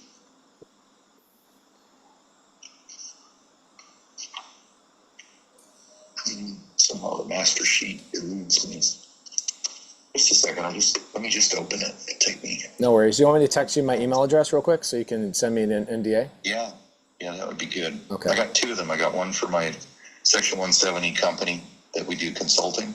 Okay. And then I got my other one, which is my standard. I should have you talk to my family office. If you guys are doing consulting on this stuff, I should have you talk to my family office and tell us what I'm not doing right on the cost segs. Yeah, that's part of the problem that we're running into with these things. People all of a sudden get real mad at their existing consultants who are not telling them about these things. Let me just open this up real quick. Take your time. I think it's interesting. When I first heard about like seller finance, for example, right? I was buying everything cash and doing the burst strategy. And then I heard I could buy things with seller finance, and that sounded honestly like a scam. Mm-hmm. And then same thing with cost segregations. I'm like, why didn't anybody tell me this? In fact, my first CPA told me that he's never heard of cost segregation. So obviously I had the wrong CPA. I had to upgrade my CPA 5 times since then. And I realized along the way that most of these educated college degree having people don't actually know much about high level real estate and high level finance. Most of their clients are making $60,000 to $100,000 a year. And I had to start working and finding people that were representing people making $5 million a year. Otherwise, I was getting really bad information. And this is probably one of those things where when people first hear about it, they're like, oh, it sounds like a scam. I'll just keep doing cost segs. Mm-hmm. So my Section 170 summary, I've got 13 projects that I've been talking for several weeks about rolling them into a new family office fund. Okay. That are going to bring me $86 million worth of tax receipts. Amazing. We can use 25% of that in the first year. So, 20 million, 21, and you can use up to 60% of your AGI personally, or up to 40% in your corporation of your AGI. Then that literally, so if you got 5 million of income and going into your AGI, this goes right below it. Okay. And if you had a $10 million tax receipt and you can use 2.5 million of it, well, that's only 25%. That's actually 50%. Got it. So you'd have to. By the way, all you newbies are going to lose you're going to go over your head, and your brain is going to tell you to leave the Zoom right now because you're learning stuff you've never heard before. Be patient. If you have 4.16 million of AGI then you can use 2.5 million. Yeah. Well, next year, you can use the remainder, again, 25%, but it's of the residual. But if it's in your personal name, and so I've been doing this now for quite a while, and we're just now offering our portfolio of campgrounds and shopping centers and office buildings we're converting, and, you know, micro suites. And I got a golf course I'm buying my partner out of at the third week of this month. And so with this stuff, we have Section 170 to share. So let me ask this question. How much cash are you looking to throw down to do something like this? Oh, good question. So I've got most of the deals that I buy, the last two deals that I bought are in Big Spring, Texas, a combination of 2 parks, mostly oil field workers. And my purchase price was $8 million. And I put $900,000 down and got seller finance on the rest. So most of what I'm buying is seller finance. And so I haven't bought a deal where I put a large down payment down in probably 10 years. So usually I'm putting anywhere between 5 to 10% down on the purchase price. I currently have a $5 million taxable chunk of money. So I got to wipe out $5 million of taxable income. And I currently have like $1.5 million in cash. And so I'm looking for a seller that I can get probably close to like $9 million in purchase amount for like a $1 million to $1.5 million down payment. Okay. You know the name of my company that I organized, because my last name is Scott. No. And you know that in Britain, to get off of tax is called scot-free. So my gosh, you're lying. It's called Scot-Free Consulting Group. Oh my gosh, that's so cool. Yeah, I think that the biggest challenge with guys like me, and I'm sure you run into this with your consulting, is that I 1031 a lot, you know, when I'm selling these things, and then I get caught in this world where I turn around and I have to seller finance to avoid the capital gain and to avoid all this stuff. So when my exit is even a seller finance deal when I decide I'm going to be done one day, it sounds like with your strategy, I don't need to worry about the depreciation recapture, correct? You do have to worry about it in that you got to properly plan for it. Got it. But there is several escape paths, I call them, because it's just come right down to it. I help people. We work together collaboratively to make sure we kick out that unwanted, self-appointed partner, the IRS, from our transactions. And I think we have a God-given right to do that. Agree. And so that's what we do. So, you know, we've gone through a lot of seasons of stuff. And last couple of years on my own tax returns of our parent company that owns everything, we've only accrued about 1% tax. Wow. On our EBITDA. That's amazing. So but I live in the last tax haven of North America, real estate. And when you know how to harvest and you understand, like my wife and I have been perfecting this. We spent over $80,000 in the past year alone on tax and legal, where we start out the conversations with, you know, these $3,500 an hour conferences we have with all 6 or 7 of them on the phone. And we say that the goal of this meeting is to make sure, not 6 or 7, like 3 or 4. The goal of this meeting is to keep Terry and Sarah between the white lines on the IRS highway. Right. Because if you obey and strictly follow that 70,000 page American Business Bible, you know what that is? What? The IRS tax code. Oh, yeah. If you follow it like religiously, you don't have to pay tax. I mean, I haven't paid federal income tax in almost 7 years, but I'm doing it all through cost Your day of reckoning is coming. Your day of reckoning is coming. You mean my recapture? Your recapture. Yeah, for sure. I mean, it's either that or I've got to refinance when rates are really low, suck out a ton of cash, and just keep borrowing until I die. That's true, but wouldn't you like to enjoy some of that cash? Yes. And then you can combine that with the deferred sale part of the code. which is section 453, where you then sell and you say, yeah, I got to be a seller to kind of avoid it. But you can melt it down with your section 170 bargain sale receipts concurrently with your seller financing, where they're paying you in installments. And it's like, you're getting this money for free over the next 5 years. So how would it work with me if I was going to do something with you? Just like high level, not nitty gritty, but 30,000 foot view. Well, I have 2 campgrounds right now that we're looking at selling. We don't have to sell 100% of them. I could sell you a piece where you come into the LLCs. We then go, and I have the 501c3 ready to take receipt of them, but I don't have to donate 100%. So we can still remain in ownership, but we can still harvest the tax receipts in advance. Okay. And in fact, we can harvest more tax receipts later when we reposition, because both these parks, I got a friend that builds modular homes. And on one of them, we can get over 200 modular homes on the remaining 20 acres of river frontage. Okay. And that's keeping the little cash flowing RV resort. And I'm a terrible manager, Pace. Me too. So I have a team of people. Yeah. So we're just bringing on a team. Yeah. That is not my team. They're just third-party managers. Yeah. They're here. They live near us in Pensacola, and they've got like 26 parks. 11 of them they own. That's cool. But with that, the other one is 122 acres. The campground is 209 sites, only takes up 20 acres. We have a Renaissance village on it. I'm just waiting for a business plan and a proposal from an official Renaissance man who has been running a successful one for 25 years.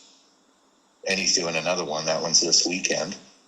Plus, he's one of those Comic-Con guys, but he's very successful. He's not a flake like so many you find. Yeah. He wants to master lease Okay. the 37 acres, and then I've got. What does he want to do on the 37 acres? Continue to run the Renaissance Festival. I got 19 buildings on it that were purpose built for Renaissance Festival. Can he run that year round, or is that going to be like half the year? No, it'll probably be 4 weekends to starting next June. Okay, cool. But then there's 57 acres left over. No, we got 122 minus 20 minus 37.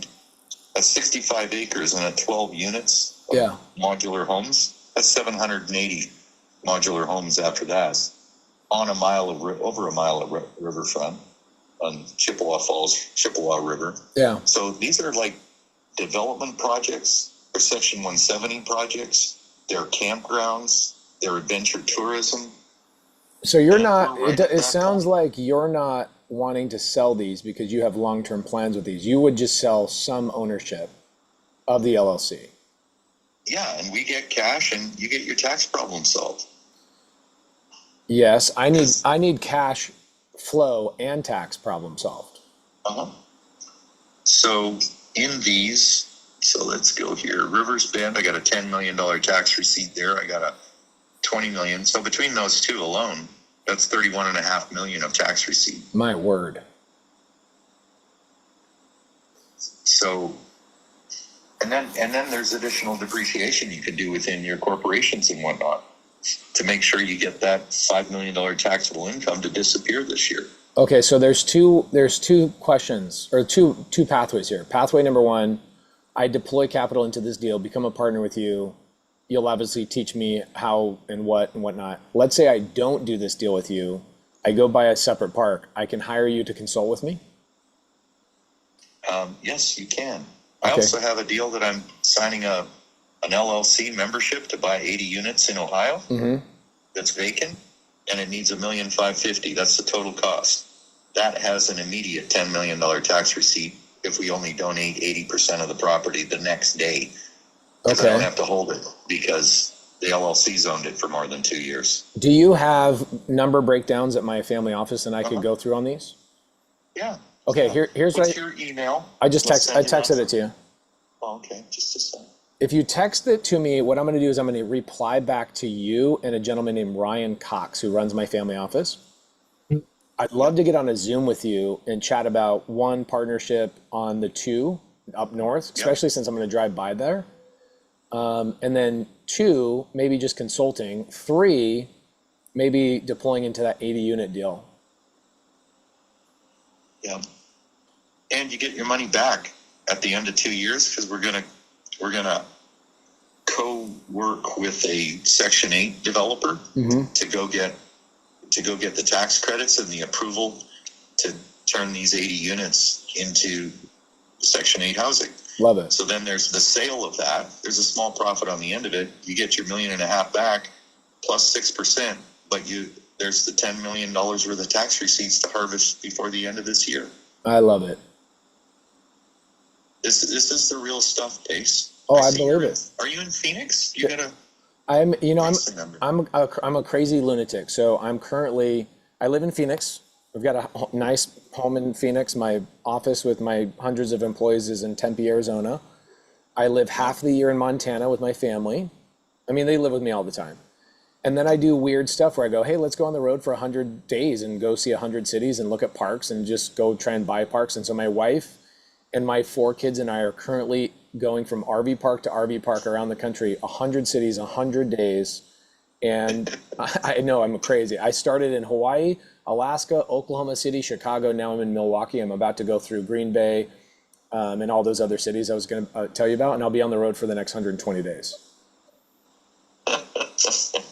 You're a wild man. Well, just like you, Terry, I love this game. You know, it's just this fun, like, some people get addicted to video games and other nonsense. I get addicted to this game, which you're obviously very much addicted to, and you're a player of this game. And I love collaborating with other players of the game because there's always levels that I don't know exist. And, you know, you figured this out along the way. Somebody told you about it or whatever. And it's like, ooh, I'll pay you to know that information. I'll collaborate with you to know that information.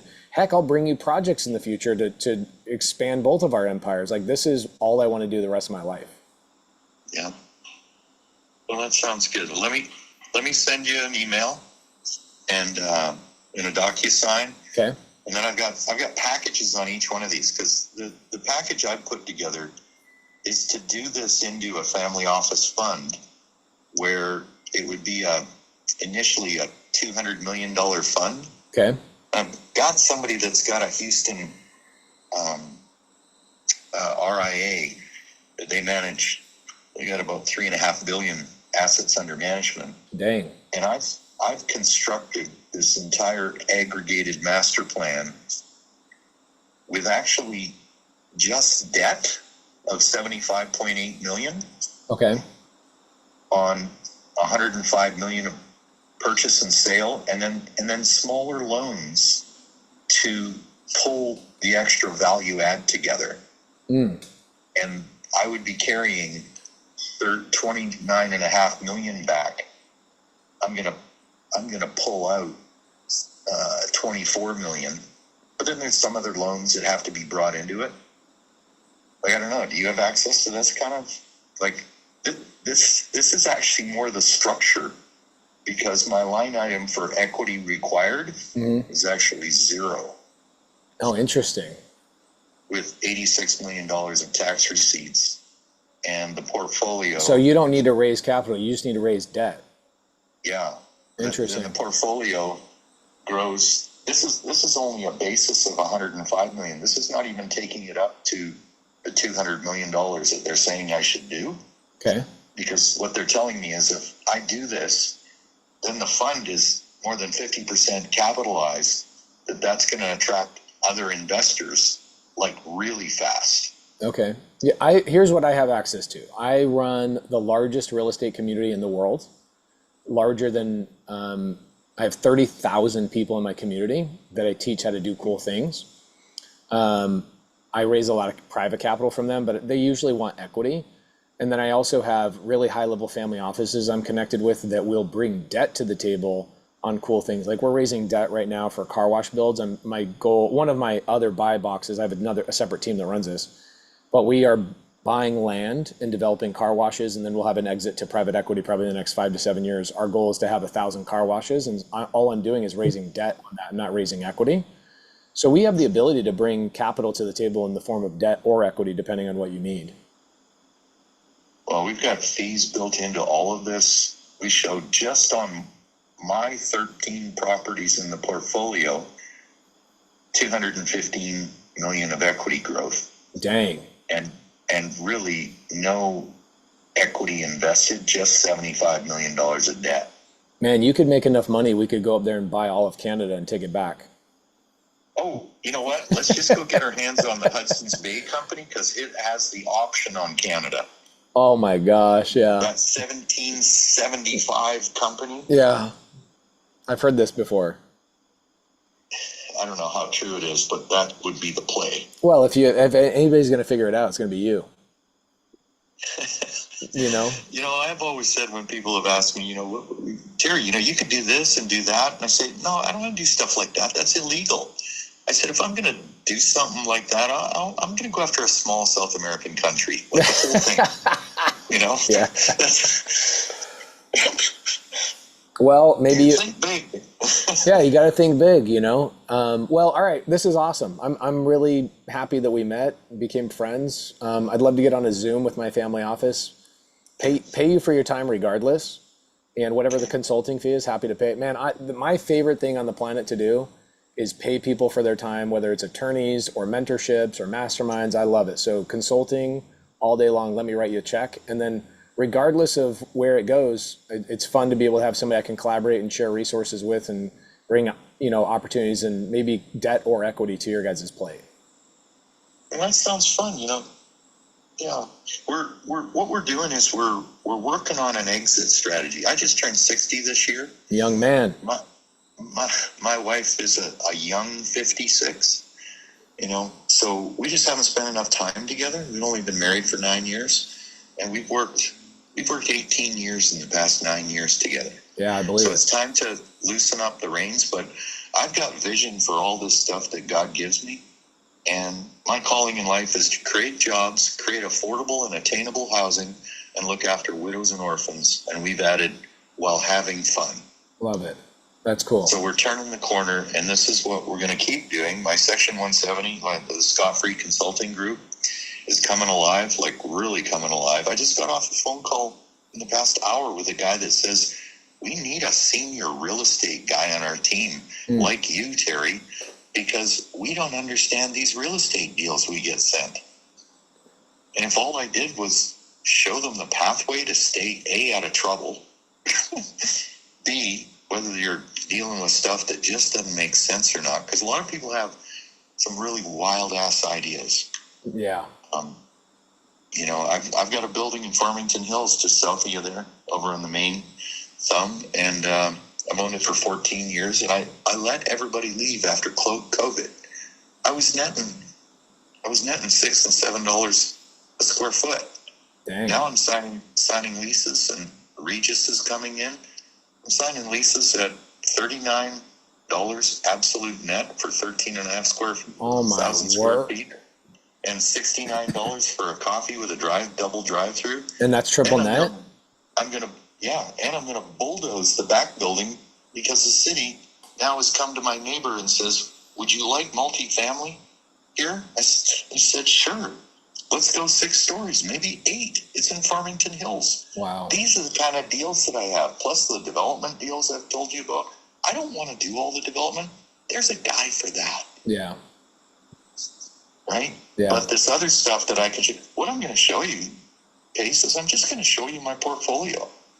And it has the RV parks in there. It's got a couple of other things. We got ready to do a grab-and-go plaza. When you take that food court out of the mall, Yeah.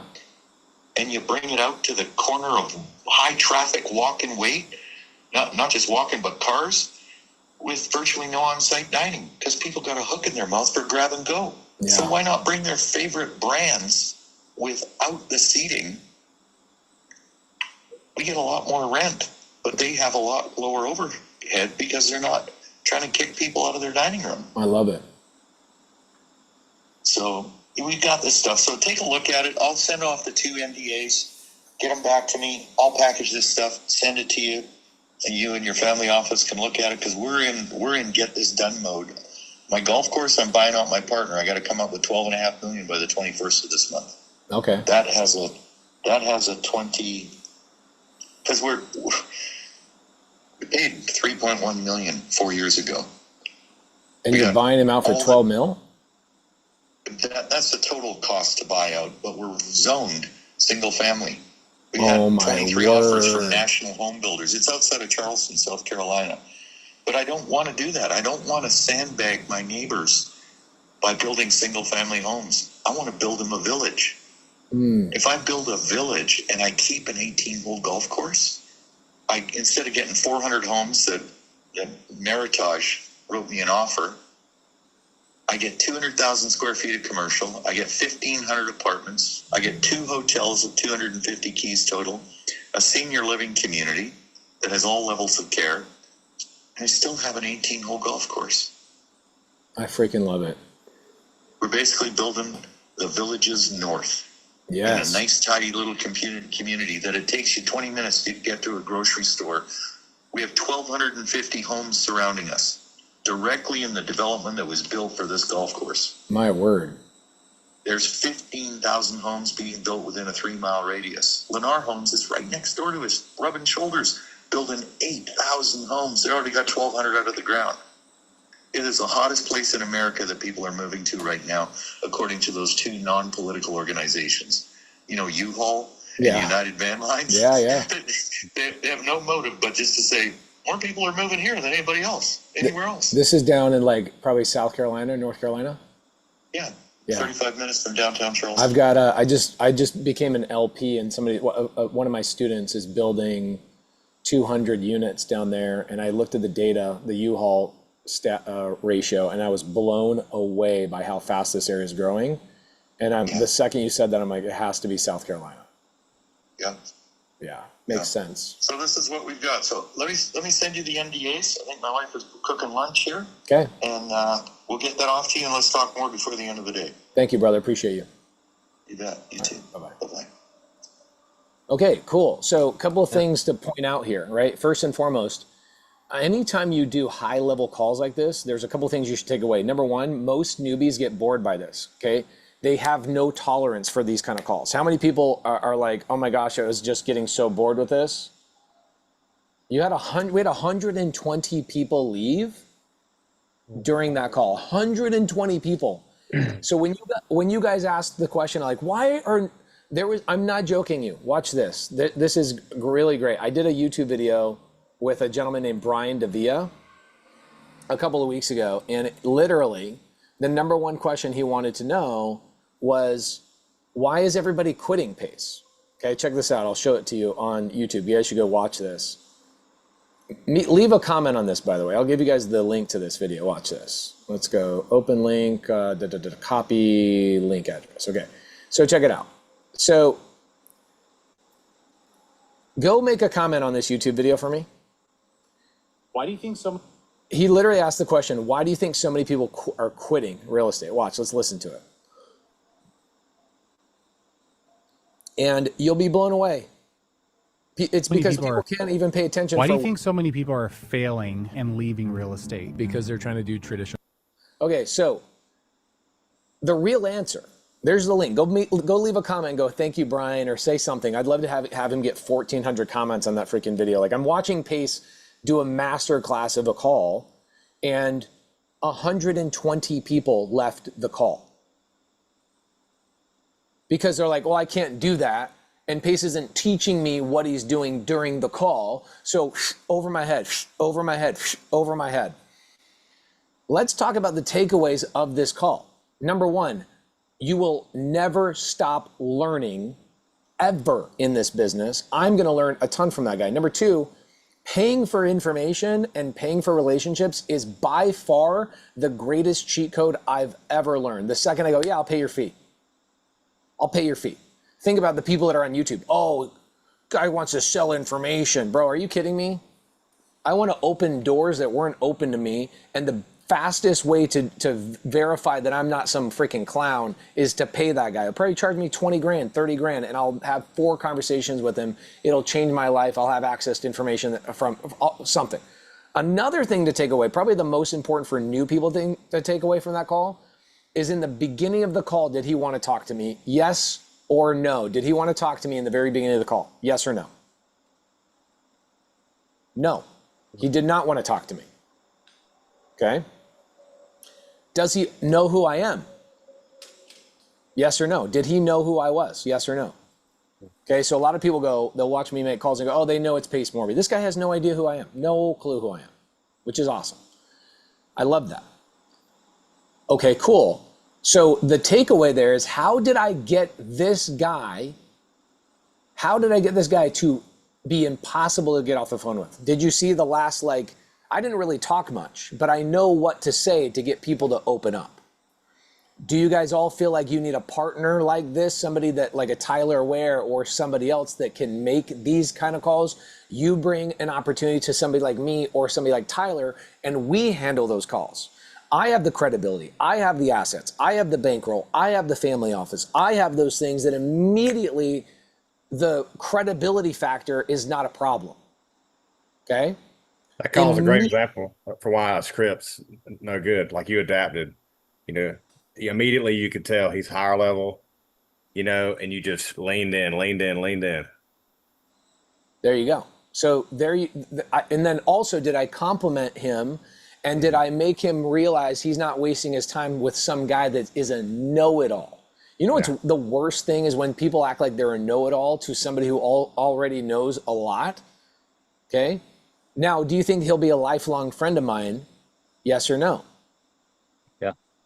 Probably. He's a great guy. Like I said, I was going to buy one of the communities myself, and he wanted. I mean, so I wouldn't say he wouldn't sell them. I would say he's not selling. Broaden the conversation. So it's a different conversation. So here's what we found. Okay, he's not selling these parks.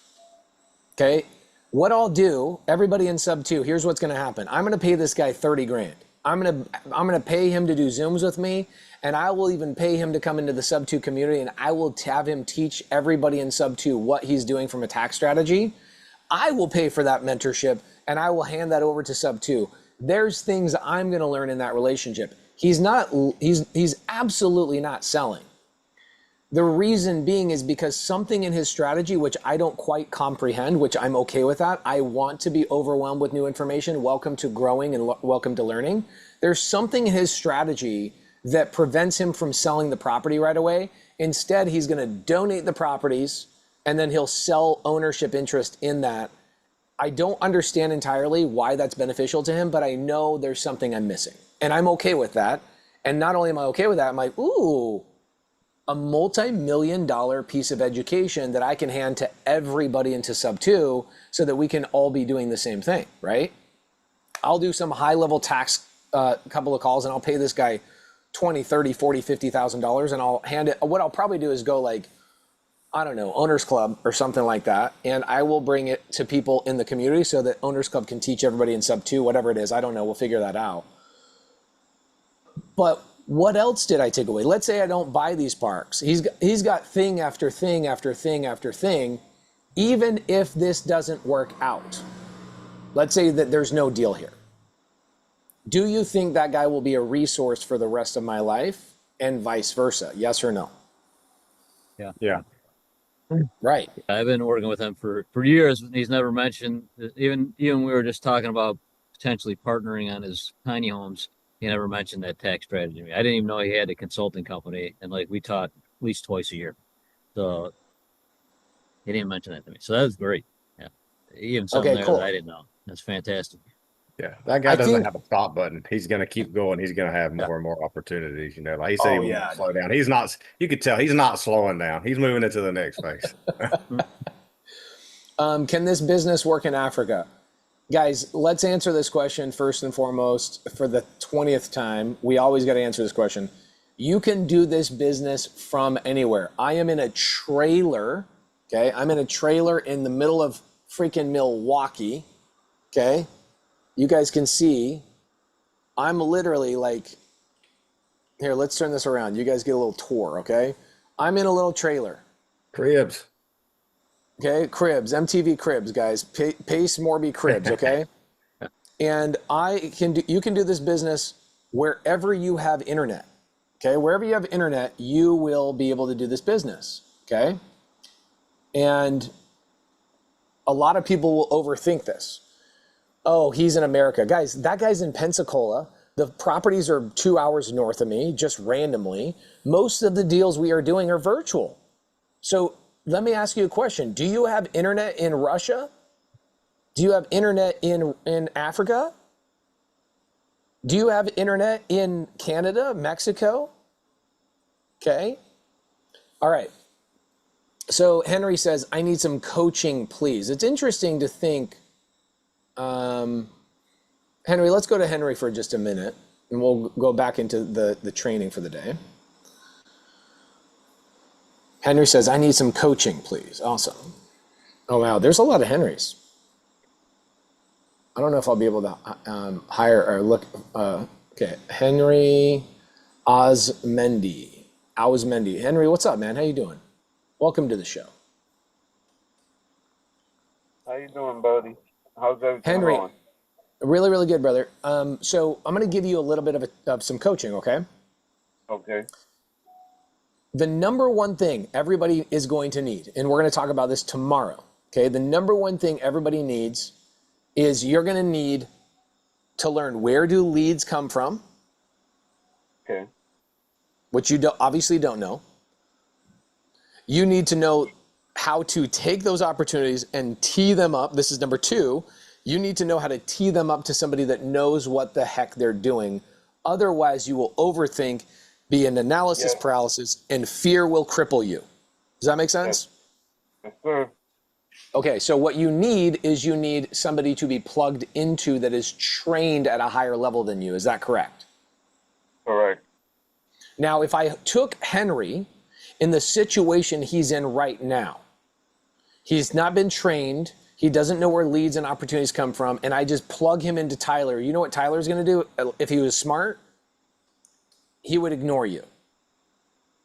Okay. Because his time is valuable. His time is better spent working with people like Michael who know where opportunities come from. Michael obviously brought this call to us. By the way, everybody, if we were the people we think we are, we would all right now say thank you to Michael for teeing up that incredible call for us today. Would we not?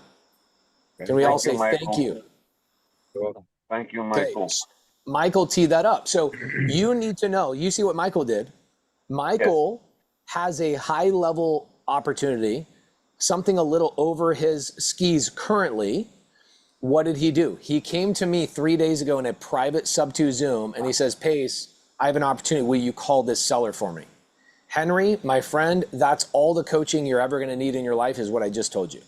You need, where do leads come from? And who is going to help me handle my leads? If you can understand where leads come from and you can hand those leads over in a way that actually is beneficial, you, my friend, now just need somebody to plug into. Can we all get a yes that if you had those three things, your life would change? Yes. Yeah. I have a lead. I have a house.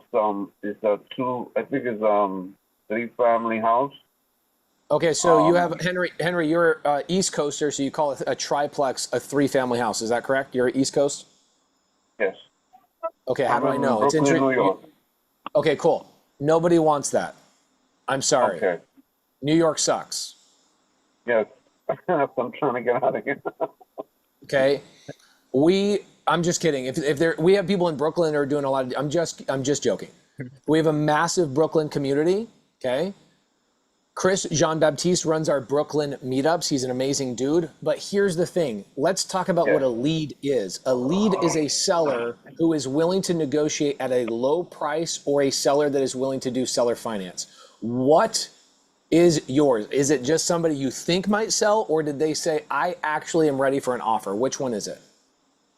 They're ready for an offer because she wants to get out of the place and Okay, is this if you don't know how to generate leads, this must be a family member, a coworker, or a friend of a friend. Is that correct? No, none at all. None at all. None at Okay, all. how did you run into this? Someone I don't know lives across the street from the person. And Henry, I just said a friend of a friend. Yeah, well, yeah, she's out of state.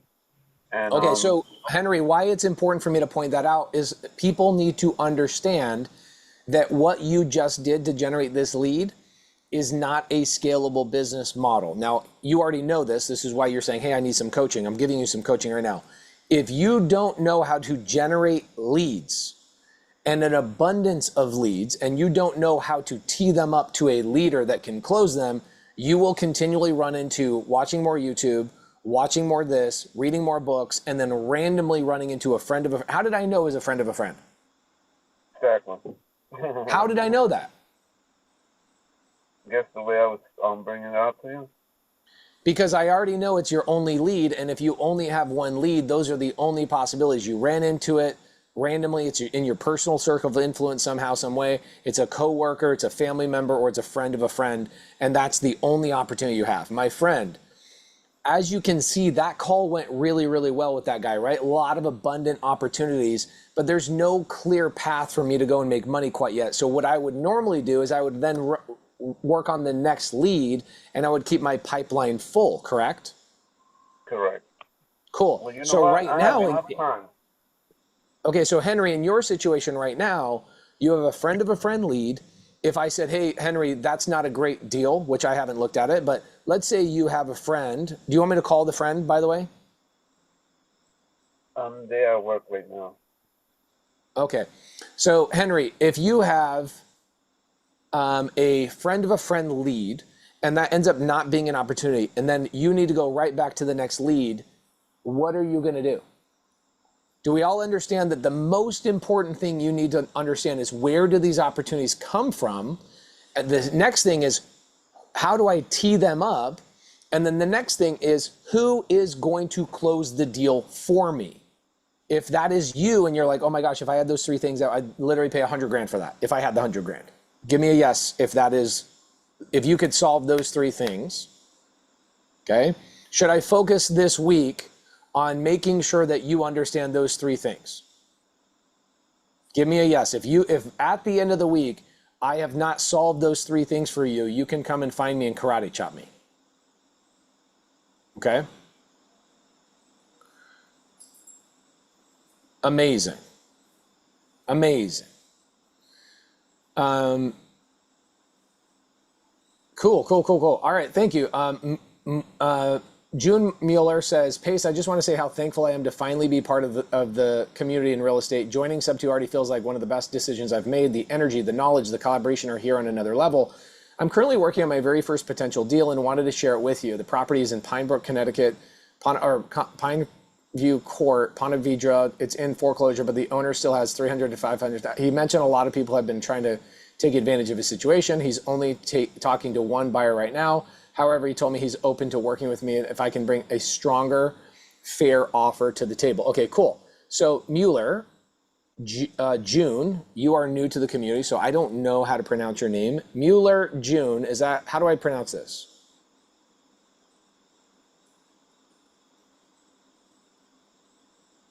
Can you hear me? Yes, I can hear you. How you doing? Yeah. Hey, what's going on? Everybody calls me MJ. Okay, cool, MJ. And how would I normally call you?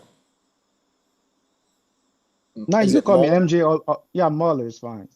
Okay, Mueller, is that how your mom would call you? Yeah, pretty much. Okay, cool. So, Mueller, you have an opportunity. Here's what I would do. Since you are in the SubTo community, I would reach out. What city is this in? Ponte Vedra Beach. Okay, cool. Can I tell you who will close this deal for you and actually work with you and walk you through the finish line? Can I give you their contact information so you can reach out to them? They're in the community. They've been in the community for 3 years. They do 100+ deals a year. They will help you close this deal. Can I help you just solve that problem right now? Please, I got a pen right now. Okay, cool. I'm going to have Carly and Sarabi. I don't want to give out the private member's name and information on the deal. So do me a favor, Mueller. Sarabi or Carly will send you a private message. Okay.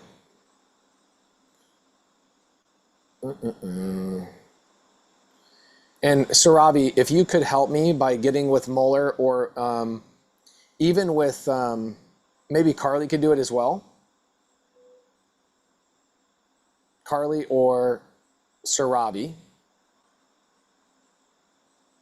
If you could give Mueller the contact information I just gave you guys via text message,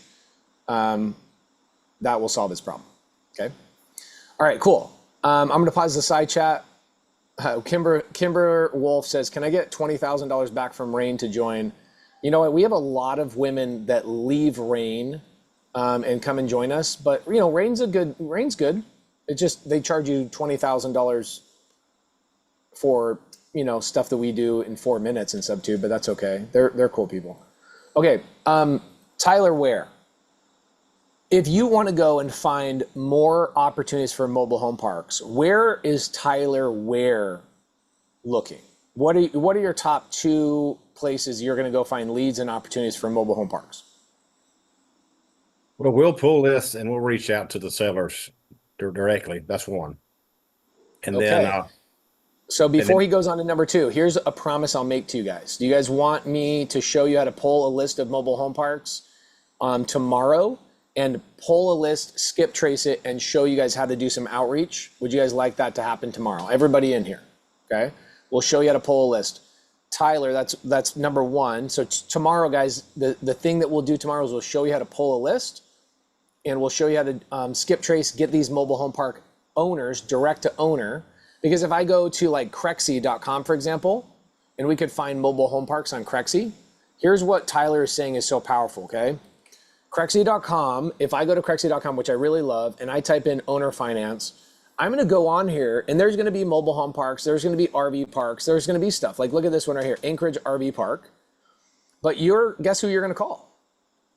You're going to call the freaking broker. And there's nothing against brokers, but you're not going to get a hold of the seller. You're not going to be able to chat with the person who actually owns the property. You're going to talk to the broker. And while I do love brokers and they're awesome, they are going to be an extra hurdle, an extra problem above and beyond already talking to a seller. So what Tyler is talking about is direct to seller marketing, okay? So we will pull a list tomorrow of mobile home parks. We will skip trace that list and show you guys how to do that. Can I get a yes that you guys want us to focus on that tomorrow? Awesome. Okay, Tyler, what's the second way that you would do that? well, a simple way, if it's in your area, is to just drive for dollars. Google a list of parks. If it's just super simple, if somebody new, and ride around. And if you find one that looks like crap, there's a lead. It sounds so simple because it is simple, and a lot of people will be too afraid to do that. And so again, like, do we all kind of agree that if Tyler tells you that, okay, and you go, okay, I could do that? Wait, I could skip trace a list, I could get a thing, and I could reach out to the park owner? How many people agree that you go, I could do that? How many people agree that you could do that? Okay, cool. Now, how many also agree that that also creates so much fear, because now you're like, well, what do I do now? And you got so much, what do I do now, that your whole body shuts down, and you go, you know what? It's probably because I need more information. It's probably because I need more information. It's probably because I need more information. And or you call sellers, you pitch them on cash or even creative finance, and those sellers do not, kind of like with Michael, nothing against Michael, but Michael's coming at that seller as a broker. I came as somebody who's a buyer. He gave me information that after 3 years of working with Michael did not receive. I got separate information, okay? So the number one thing you're gonna need, okay? There you go, Viola says, now we need someone who was your Bethany, right? You need a Tyler Ware, you need a Pace Morby, you need someone who's buying these deals to actually help you make the calls, underwrite the deals. What we're gonna do this week is we're gonna help you underwrite. We're gonna do that too, but number one, we're gonna do is tomorrow, we're gonna help you guys find mobile home parks online, skip trace them so you can get the contact information. And then what we're gonna do tomorrow is we're gonna do something also pretty heavy duty, is we're gonna have somebody come in and underwrite some parks for you. What does that mean? That means looking at those parks and deciding, well, is this a good one or a bad one? And should I even bring it to a leader and waste their time? Because I also don't want to brand myself as somebody who's just constantly bringing trash to somebody. I don't want my brand to be like, man alive, like all Pace does is send me trash all day long. I'm not going to pick up his phone. Okay? So we will do that. I also have a seller call that is selling 300 unit mobile home park, well, 2 mobile home parks totaling 300, and I'm going to call them tomorrow as well. Okay. So again, 3 things are happening tomorrow. Number 1, pulling a list, skip tracing it. Number 2, I will be calling a seller midway through. Number 3, we will be bringing in somebody to underwrite and give you the top 5 things to do when you underwrite.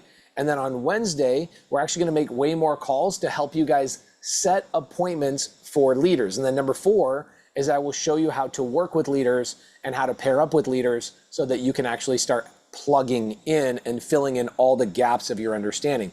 It's either A, just gobble up and consume a bunch of information, or B, get enough information that you get trained to work with leaders on your first couple of deals, like myself, like with Tyler Ware. Can I get everybody to say thank you, Tyler, in the side chat for coming out and hanging out with us today?